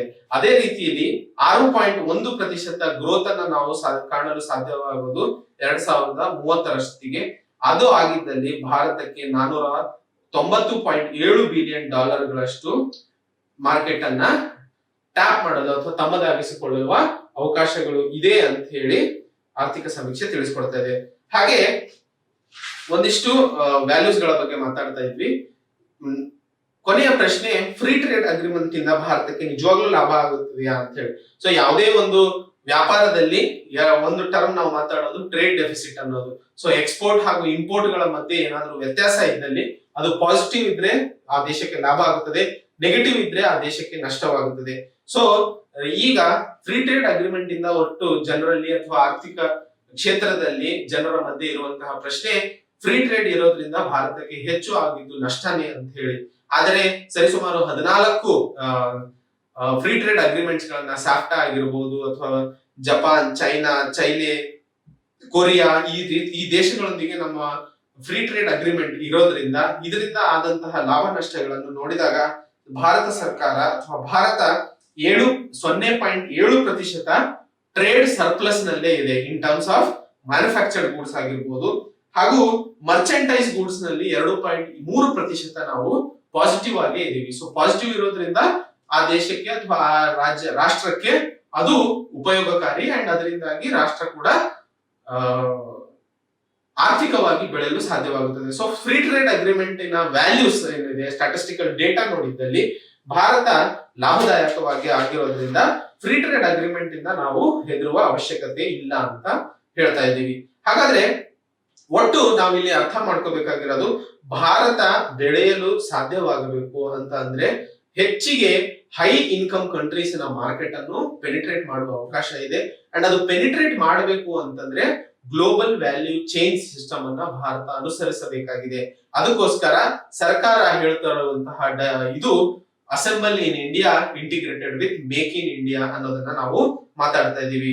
ನಮ್ಮ ಭಾರತ ದೇಶದಲ್ಲಿ ಇರುವಂತಹ ಸಮಗ್ರ ಅಥವಾ ಅತಿ ಹೆಚ್ಚು ಮ್ಯಾನ್ ಪವರ್ ಹಾಗೂ ಕಡಿಮೆ ಸ್ಕಿಲ್ ಇರೋದ್ರಿಂದ ನಮಗೆ ಇರುವಂತಹ ಈಗಿನ ಒಂದು ಶಕ್ತಿ ಅಸೆಂಬ್ಲಿಯಿಂದ ಶುರು ಮಾಡೋದು. ಸೊ ಆಟೋಮೊಬೈಲ್ ಸೆಕ್ಟರ್ ಅಲ್ಲೂ ಸಹ ನಾವು ಮೊದಲಿಗೆ ಶುರು ಮಾಡಿದ್ದು ಚಿಕ್ಕ ಚಿಕ್ಕ ಪಾರ್ಟ್ಸ್ ಗಳನ್ನ ತಗೊಂಡು ಅಸೆಂಬಲ್ ಮಾಡ್ತಾ ಇದ್ದಿದ್ದು. ಆದ್ರೆ ಓವರ್ ಪೀರಿಯಡ್ ಆಫ್ ಟೈಮ್ ಅಥವಾ ಮುಂದೆ ನಡೆದ ಹಾಗೆ ವರ್ಷ ಕಳೆದ ಹಾಗೆ ನಾವು ಆಟೋಮೊಬೈಲ್ ಅಲ್ಲಿ ಬೇಕಾಗಿರುವಂತಹ ಪಾರ್ಟ್ಸ್ ಅನ್ನು ನಮ್ಮ ಭಾರತ ದೇಶದಲ್ಲೇ ಪ್ರೊಡಕ್ಷನ್ ಮಾಡಲು ಸಾಧ್ಯವಾಯಿತು. ಸೊ ಈಗ ಇರುವಂತಹ ಪರಿಸ್ಥಿತಿಯಲ್ಲಿ ನಾವು ಶುರು ಮಾಡಬೇಕಾಗಿರೋದು AEP ಇಂದ, ಅಂದ್ರೆ ಅಸೆಂಬಲ್ಡ್ ಎಂಡ್ ಪ್ರಾಡಕ್ಟ್ಸ್ ಅಂದ ಪಾರ್ಟ್ಸ್ ಅಂಡ್ ಕಾಂಪೋನೆಂಟ್ಸ್ ಅನ್ನ ಫಸ್ಟ್ ಅಸೆಂಬಲ್ ಮಾಡಿ ನೆಕ್ಸ್ಟ್ ಪಾರ್ಟ್ಸ್ ಅಂಡ್ ಕಾಂಪೋನೆಂಟ್ಸ್ ನ ಪ್ರೊಡಕ್ಷನ್ ಗೆ ಹೋಗುವ ಅವಶ್ಯಕತೆ ಇದೆ ಹಾಗೂ ಅವಸರವಿದೆ ಅಂತ ಹೇಳಿ. ಲಾಂಗ್ ಟರ್ಮ್ ಅಲ್ಲಿ ನಾವು ಡೊಮೆಸ್ಟಿಕ್ ಪ್ರೊಡಕ್ಷನ್ ಗೆ ಹೋಗಬಹುದು ಪಾರ್ಟ್ಸ್ ಅಂಡ್ ಕಾಂಪೋನೆಂಟ್ಸ್. ಸ್ಟಾರ್ಟಿಂಗ್ ಅಲ್ಲಿ ಅಸೆಂಬಲ್ ಇಂದಾನೆ ಶುರು ಮಾಡುವ ಅವಶ್ಯಕತೆ ಇದೆ. ನಮಗೆ ಇರುವಂತಹ ಶಕ್ತಿ ಅದು ಈಗ. ಸೊ ಸ್ಪೆಷಲೈಸೇಷನ್ ಅಲ್ಲಿ ನಾವು ಇರುವಂತಹ ಪ್ರಾಪರ್ ಏನು ಸ್ಟ್ರೆಂತ್ ಇದೆ ಅದ್ರ ಮೇಲೆ ವರ್ಕ್ ಮಾಡಿ ನಮ್ಮ ಮಾರುಕಟ್ಟೆನ ಬೆಳೆಸುವ ಅವಶ್ಯಕತೆ ಇದೆ ಅಂತ ಹೇಳಿ ಆರ್ಥಿಕ ಸಮೀಕ್ಷೆಯಲ್ಲಿ ನಾವು ನೋಡ್ತಾ ಇದ್ದೀವಿ. ಹಾಗಾದ್ರೆ ಅಸೆಂಬ್ಲಿ ಅನ್ನೋದು ಒಂದು ಲೇಬರ್ ಇಂಟೆನ್ಸಿವ್ ಜಾಬ್. ಇದರಿಂದಾಗಿ ಹೆಚ್ಚಿನ ಜನಗಳಿಗೆ ಅಥವಾ ಹೆಚ್ಚಿನ ಯುವಕರಿಗೆ ಉದ್ಯೋಗ ಅವಕಾಶ ಕಲ್ಪಿಸಲು ಸಾಧ್ಯವಾಗಲಿದೆ ಅನ್ನೋದು ಆರ್ಥಿಕ ಸಮೀಕ್ಷೆ ಹೇಳ್ತಾ ಇದೆ. ಅದೇ ರೀತಿಯಲ್ಲಿ domestic production of parts and components ಅನ್ನ ಮಾಡಲು ಹೈ ಸ್ಕಿಲ್ ಜಾಬ್ ಬೇಕಾಗುತ್ತದೆ. ಅದು ಓವರ್ ಪೀರಿಯಡ್ ಆಫ್ ಟೈಮ್ ಸಾಧ್ಯವಾಗುವ ಅವಕಾಶಗಳಿದಾವೆ. ಸೊ ಒಟ್ಟು ನೋಡಿದರೆ ನಾವೇನಾದ್ರೂ 2025 ವರ್ಷಕ್ಕೆ 3.5% ಎಕ್ಸ್ಪೋರ್ಟ್ ಗ್ರೋತ್ ಅನ್ನ ಕಂಡಿದ್ದಲ್ಲಿ ಸುಮಾರು 38.5 ಮಿಲಿಯನ್ ಜಾಬ್ ಗಳನ್ನು ಸೃಷ್ಟಿ ಮಾಡಲು ಸಾಧ್ಯವಾಗಲಿದೆ. ಅದರಿಂದಾಗಿ ನಮ್ಮ $5 ಟ್ರಿಲಿಯನ್ ಎಕಾನಮಿಯಲ್ಲಿ ಕಾಲ್ಭಾಗದಷ್ಟು ನೆಟ್ವರ್ಕ್ ಪ್ರಾಡಕ್ಟ್ಸ್ ಇಂದಾನೇ ನಾವು ಲಾಭವನ್ನ ಪಡೆಯುವ ಸಾಧ್ಯತೆ ಇದೆ. ಹಾಗೆ ಆ ಕಾಲ್ಭಾಗ 3.25% 75% ಏನಿದೆ ಅದನ್ನ ನಾವು ಬೇರೆ ಬೇರೆ ಇದರಿಂದ ಮಾಡಲು ಸಾಧ್ಯವಾಗಲಿದೆ. ಯಾಕಂದ್ರೆ ಆಂಟ್ರಪ್ರಿನರ್ಶಿಪ್ ಆಯ್ತು, ಅದ್ರ ಜೊತೆ ವೆಲ್ತ್ ಕ್ರಿಯೇಷನ್ ನಲ್ಲಿ ನಾವು ಮಾತಾಡಿದ್ವಿ ಯಾವ ಕ್ಷೇತ್ರಗಳಲ್ಲಿ ನಾವು ವರ್ಕ್ ಮಾಡಬೇಕು ಅಂತ ಹೇಳಿ. ಸೊ ಹಾಗೆ ಮುಂದಿನ ಕ್ಷೇತ್ರದಲ್ಲಿ ಯಾವ ರೀತಿಯಲ್ಲಿ ನಾವು ಸಮಗ್ರವಾಗಿ $5 ಟ್ರಿಲಿಯನ್ ಎಕಾನಮಿನ ಸಾಧಿಸಲು ಸಾಧ್ಯವಾಗಲಿದೆ ಅನ್ನೋದನ್ನ ನೋಡಲಿದ್ದೇವೆ. ಹಾಗಾದ್ರೆ ಈ ತರಹದ ಒಂದು ಎಕ್ಸ್ಪೋರ್ಟ್ ಶೇರ್ ಅನ್ನ ನಾವು ಗಳಿಸಲು ಮಾಡಬೇಕಾದಂತಹ ಒಂದಿಷ್ಟು ಕ್ರಮಗಳನ್ನ ಕೊನೆಯಲ್ಲಿ ಮಾತಾಡಿದಾಗ, ಇಂಪೋರ್ಟ್ ಟ್ಯಾರಿಫ್ ಗಳನ್ನ ಕಡಿಮೆ ಮಾಡಬೇಕಾಗುತ್ತದೆ. ಯಾಕಂದ್ರೆ ನಾವು ಅಸೆಂಬ್ಲಿ ಮಾಡಬೇಕು ಅಂತಂದ್ರೆ ಬೇರೆ ಬೇರೆ ದೇಶಗಳಿಂದ ಬರುವಂತಹ ಇನ್ಪುಟ್ ಗೂಡ್ಸ್ ಅನ್ನ ಈಸಿಯಾಗಿ ಅಥವಾ ಕಡಿಮೆ ದರದಲ್ಲಿ ಒಳಬರಿಸ್ಕೋಬೇಕು ಅಂತಂದ್ರೆ ಇಂಪೋರ್ಟ್ ಟ್ಯಾರಿಫ್ ಅನ್ನ ಕಡಿಮೆ ಮಾಡಬೇಕಾಗುತ್ತದೆ. ಹಾಗೆ ಅದಕ್ಕೆ ಬೇಕಾದಂತಹ ಒಂದು ವಾತಾವರಣ ಸೃಷ್ಟಿ ಮಾಡಬೇಕಾಗುತ್ತದೆ ನಮ್ಮ ಲೇಬರ್ ಇಂಟೆನ್ಸಿವ್ ಮಾರ್ಕೆಟಿಗೆ. ಹಾಗೂ FDI ಪಾಲಿಸಿಗಳನ್ನ ಒಂದಿಷ್ಟು ಲಿಬರಲೈಸ್ ಮಾಡಬೇಕಾಗುತ್ತದೆ. ಯಾಕಂದ್ರೆ ಮಲ್ಟಿನ್ಯಾಷನಲ್ ಎಂಟರ್ಪ್ರೈಸಸ್ ಗಳು ಹೂಡಿಕೆ ಮಾಡಬೇಕು ಅಂತಂದ್ರೆ ಅವಕ್ಕೆ ಅನುಕೂಲ ಆಗುವಂತಹ FDI ಪಾಲಿಸಿಗಳನ್ನ ತರುವ ಅವಶ್ಯಕತೆ ಇದೆ. ಹಾಗೂ ಬರೀ ಲೋ ಸ್ಕಿಲ್ಡ್ ಅಥವಾ ಅನ್ಸ್ಕಿಲ್ಡ್ ಜನನೇ ಬೇಕು ಅಂತಾನೆ ಇಲ್ಲ, ಲೇಬರ್ ಬೇಕು ಅಂತಾನೆ ಇಲ್ಲ. ಈಗ 7 ಲಕ್ಷ ಜನ ಚೈನಾದಲ್ಲಿ ಯಾವಾಗ ಐಫೋನ್ ಲೇಬರ್ ಇಂಟೆನ್ಸಿವ್ ಮಾರ್ಕೆಟ್ ಅಥವಾ ಕಂಪನಿಗೆ ಹೈರ್ ಮಾಡಿದಾಗ 30,000 ಇಂಜಿನಿಯರ್ ಗಳನ್ನು ಸಹ ಅದು ಹೈರ್ ಮಾಡಿರುತ್ತದೆ. ಸೊ ಸ್ಕಿಲ್ಡ್ ಲೇಬರ್ ಕೂಡ ಸೂಪರ್ವಿಷನ್ ಗೆ ಬೇಕಾಗುತ್ತದೆ. ಸೊ ಸ್ಕಿಲ್ಡ್ ಸೆಕ್ಷನ್ ಅಲ್ಲೂ ನಾವು ಒಂದಿಷ್ಟು ಕೆಲಸ ಮಾಡುವ ಅವಶ್ಯಕತೆ ಇದೆ ಅನ್ನೋದು ಆರ್ಥಿಕ ಸಮೀಕ್ಷೆ ಹೇಳ್ತಾ ಇದೆ. ಅದೇ ರೀತಿಯಲ್ಲಿ ಸರ್ವಿಸ್ ಲಿಂಕ್, ಟ್ರಾನ್ಸ್ಪೋರ್ಟ್, ಈಗ ಬರುವಂತಹ ಗೂಡ್ಸ್, ಟ್ರಾನ್ಸ್ಪೋರ್ಟೇಶನ್, ಶಿಪ್ಪಿಂಗ್, ಇವೆಲ್ಲದರಲ್ಲೂ ಅಥವಾ ವಹಿವಾಟಿನ ಸಾಗಾಣಿಕೆಯಲ್ಲೂ ಸಹ ಏರುಪೇರುಗಳನ್ನ ಕಾಣಬಾರದು. ಅದು ಆಗಿದ್ದಲ್ಲಿ ಪ್ರೊಡಕ್ಷನ್ ಆಕ್ಟಿವಿಟಿ ನಿಂತಾಗ ಇನ್ವೆಸ್ಟ್ ಮಾಡಿರುವಂತಹವರು ಅಥವಾ ಇನ್ವೆಸ್ಟರ್ಗಳು ಹಿಂದೇಟು ಹಾಕುವ ಸಿಚುವೇಶನ್ ಗಳನ್ನ ಬಹಳಷ್ಟು ಕಾಣ್ತೀವಿ. ಸೊ ಇಲ್ಲಿ ಇಡೀ ಚಾಪ್ಟರ್ ಅಲ್ಲಿ ನಾವು ಮಾತಾಡಿರುವಂತಹ 3 ಪ್ರಶ್ನೆಗಳು ಹೆಚ್ಚಿಗೆ ಕಾಣಿದಂತಹ. ಸೊ ಆ 5 ಪ್ರಶ್ನೆಗಳು, ಮೊದಲನೇದು ಯಾವ ಯಾವ ಕ್ಷೇತ್ರಗಳಲ್ಲಿ ನಾವು ವರ್ಕ್ ಮಾಡಬೇಕಾಗಿದೆ ಅಂಡ್ ನಮ್ಮ ಪ್ರೆಸೆಂಟ್ ಸ್ಥಿತಿ ಏನಾಗಿದೆ ವರ್ಲ್ಡ್ ಎಕ್ಸ್ಪೋರ್ಟ್ ಶೇರ್ ನಲ್ಲಿ, ಅದು ಯಾವ ರೀತಿಯಲ್ಲಿ ಬೆಳೆಸಿ ಚೈನಾಗೆ ಸರಿಸಮಾನವಾಗಿ ಅಥವಾ ಚೈನಾಗೆ ಹಿಂದಾಕಲು ಇರುವಂತಹ ಅವಕಾಶವನ್ನ ಭಾರತ ಕಳೆದುಕೊಳ್ಳಬಾರದು ಅಂತಂದ್ರೆ ಅಸೆಂಬಲ್ ಇನ್ ಇಂಡಿಯಾನ ಮೇಕ್ ಇನ್ ಇಂಡಿಯಾ ಜೊತೆ ಇಂಟಿಗ್ರೇಟ್ ಮಾಡಿ ನಾವು ಮುಂದೆ ಸಾಗಬೇಕು ಅಂತ ಹೇಳಿ ಆರ್ಥಿಕ ಸಮೀಕ್ಷೆ ಈ ಚಾಪ್ಟರ್ ನಲ್ಲಿ ತಿಳಿಸ್ತಾ ಇದೆ. ಸೊ ಇಲ್ಲಿ ಕೊಟ್ಟಿರುವಂತಹದನ್ನ ವಿಷಯಗಳನ್ನ ನಾವು ತಿಳ್ಕೊಂಡು ನೀವು ಒಂದ್ಸರಿ ಆ ಡಾಕ್ಯುಮೆಂಟ್ ಓದಿದ್ದಲ್ಲಿ ನಿಮಗೆ ಪರೀಕ್ಷೆಗೆ ಬೇಕಾದಂತಹ ಅಥವಾ ಪರೀಕ್ಷೆಯಲ್ಲಿ ಯಾವುದೇ ಪ್ರಶ್ನೆ ಕೇಳಿದಾಗ ನೀವು ಈ ಡೇಟಾ ಹಾಗೂ ಇಲ್ಲಿರುವಂತಹ ನಾಲೆಜ್ ಅನ್ನು ನೀವು ಉಪಯೋಗಿಸ್ಕೋಬಹುದು. ಹಾಗೆ ಗೆಳೆಯರೆ, ಈ ಆರ್ಥಿಕ ಸಮೀಕ್ಷೆ ಸೀರೀಸ್ ಶುರು ಮಾಡಿದ ಮೇಲೆ ಇದು ಎಷ್ಟರ ಮಟ್ಟಿಗೆ ನಿಮಗೆ ಸಹಕಾರಿ ಆಗುತ್ತಿದೆ ಹಾಗೂ ಯಾವ ರೀತಿಯ ಬದಲಾವಣೆಗಳು ಅಥವಾ ಬೆಳವಣಿಗೆಗಳು ಈ ಕಾರ್ಯಕ್ರಮದಲ್ಲಿ ಮಾಡಬೇಕು ಅನ್ನೋದ್ರ ಬಗ್ಗೆ ನೀವು ಒಂದಿಷ್ಟು ಕಮೆಂಟ್ಸ್ ಹಾಗೂ ಫೀಡ್ಬ್ಯಾಕ್ಸ್ ಕೊಟ್ಟಾಗ ನನಗೂ ಸಹ ಒಂದು ಮೋಟಿವೇಶನ್ ಇರುತ್ತದೆ. ಸೊ ಯಾಕಂದ್ರೆ ಯಾವಾಗ್ಲೂ ಒಬ್ಬ ಶಿಕ್ಷಕನಿಗೆ ಆಗಿರ್ಬೋದು ಅಥವಾ ಒಬ್ಬ ನಾಲೆಜ್ ಶೇರಿಂಗ್ ಪರ್ಸನ್ ಗೆ ಆಗಿರ್ಬೋದು, ಸೊ ಅಲ್ಲಿ ಅವನಿಗೆ ಸ್ಫೂರ್ತಿ ಅವರ ಫ್ರೆಂಡ್ಸ್ ಕೊಡುವಂತಹ ಫೀಡ್ಬ್ಯಾಕ್. ಸೊ ನೀವು ಕೇಳಿರುವಂತಹ ಪ್ರಶ್ನೆಗಳು ಇಂಡಿಯಾ ಇಯರ್ ಬುಕ್ ಹಾಗೂ ಕನ್ನಡದಲ್ಲಿ ಆರ್ಥಿಕ ಸಮೀಕ್ಷೆಯ ಬಗ್ಗೆ, ಸೊ ಅದರ ಮೇಲೆ ಲಾ ಎಕ್ಸಲೆನ್ಸ್ ಆಗ್ಲೇ ಕೆಲಸಗಳನ್ನು ಶುರು ಮಾಡಿದೆ. ಸೊ ನಿಮಗೆ ಪರೀಕ್ಷೆಗೂ ಮುನ್ನ ಇವತ್ತಿನ ನ್ಯೂಸ್ ಪೇಪರ್ ಅಲ್ಲಿ Karnataka public service commission secretary ಕೊಟ್ಟಿರುವಂತಹ ಸ್ಟೇಟ್ಮೆಂಟ್ ನ ಬಗ್ಗೆ ನಾವು ನೋಡ್ತಿದ್ವಿ. ಆದಷ್ಟು ಜುಲೈಯಲ್ಲಿ KS ಎಕ್ಸಾಮ್ ಹಾಗೂ ಬೇರೆ ಬೇರೆ ಅಸಿಸ್ಟೆಂಟ್ ಕನ್ಸರ್ವೇಟರ್ ಆಫ್ ಫಾರೆಸ್ಟ್ ಆಗಿರ್ಬೋದು, ಸೊ ಈ ತರ ಪರೀಕ್ಷೆಗಳು ಯಾವ್ಯಾವ ಪೋಸ್ಟ್ಪೋನ್ ಆಗಿದೆ ಅವೆಲ್ಲ ಪರೀಕ್ಷೆಗಳಿಗೆ ಸಿದ್ಧತೆಯನ್ನು ನಡೆಸಲಾಗುತ್ತಿದೆ ಅನ್ನೋದನ್ನ ನಾವು ನೋಡಿದ್ವಿ. ಸೊ ಒಟ್ಟು ನಾವು ಇಲ್ಲಿ ಸೇರಿರುವಂತಹದ್ದು ನಮ್ಮ ಜ್ಞಾನವನ್ನ ಹೆಚ್ಚಿಸಿಕೊಂಡು ನಾವು ಸಕ್ಸಸ್ಫುಲ್ ಆಗಿ ಸಮಾಜಕ್ಕೆ ಒಂದು ಕಾಂಟ್ರಿಬ್ಯೂಷನ್ ಅನ್ನು ಕೊಡಲು. ಸೊ ಈ ಪ್ರೋಗ್ರಾಮ್ ನಿಮಗೆ ನಿಜವಾಗ್ಲೂ ಸಹಕಾರಿಯಾಗುತ್ತಿದ್ದಲ್ಲಿ ದಯವಿಟ್ಟು ಲೈಕ್, ಕಮೆಂಟ್ ಮಾಡಿ ಹಾಗೂ ಶೇರ್ ಮಾಡಿ. ಹಾಗೂ ಇನ್ನೂ ಏನಾದರೂ ಹೆಚ್ಚಿನ ಇಂಪ್ರೂವ್ಮೆಂಟ್ಸ್ ಗಳನ್ನ ಮಾಡಬೇಕು ಅನ್ಸಿದ್ದಲ್ಲಿ ದಯವಿಟ್ಟು ನನಗೆ ಆಫೀಸ್ ನಂಬರ್ ಆದಂತಹ 9121412929 ಗೆ ಮಾಹಿತಿಯನ್ನ ಕೊಡಬಹುದು. ಅದರ ಜೊತೆಯಲ್ಲಿ ನಿಮಗೆ ಏನಾದರೂ ಅನ್ಸಿದ್ದಲ್ಲಿ ಕಮೆಂಟ್ ಅನ್ನ ಮಾಡಿ. ಹಾಗೂ ನೀವು ಕೇಳಿದ ಹಂಗೆ ನಾವು MCQs ಗಳನ್ನ ಒಟ್ಟಿಗೆ ಡಿಸ್ಕಸ್ ಮಾಡೋಣ. ಕೊನೆಗೆ ಎಕ್ಸಾಮ್ ಪೂರ್ತಿ ವಾಲ್ಯೂಮ್ 1 ಮುಗಿದ್ಮೇಲೆ ಒಂದ್ ಸಂಡೇ ಒಂದು ಕ್ಲಾಸ್ ಅನ್ನ ಇಟ್ಕೊಳ್ಳೋಣ. ಸೊ ಅಲ್ಲಿವರೆಗೆ ತಮ್ಮ ಆರೋಗ್ಯವನ್ನ ಕಾಪಾಡಿಕೊಂಡು ಚೆನ್ನಾಗಿ ಓದಿ ಅಂತ ಹೇಳ್ತಾ ಈ ಕಾರ್ಯಕ್ರಮವನ್ನ ಇಲ್ಲಿಗೆ ಮುಗಿಸ್ತೀನಿ. ಜೈ ಹಿಂದ್, ಜೈ ಕರ್ನಾಟಕ.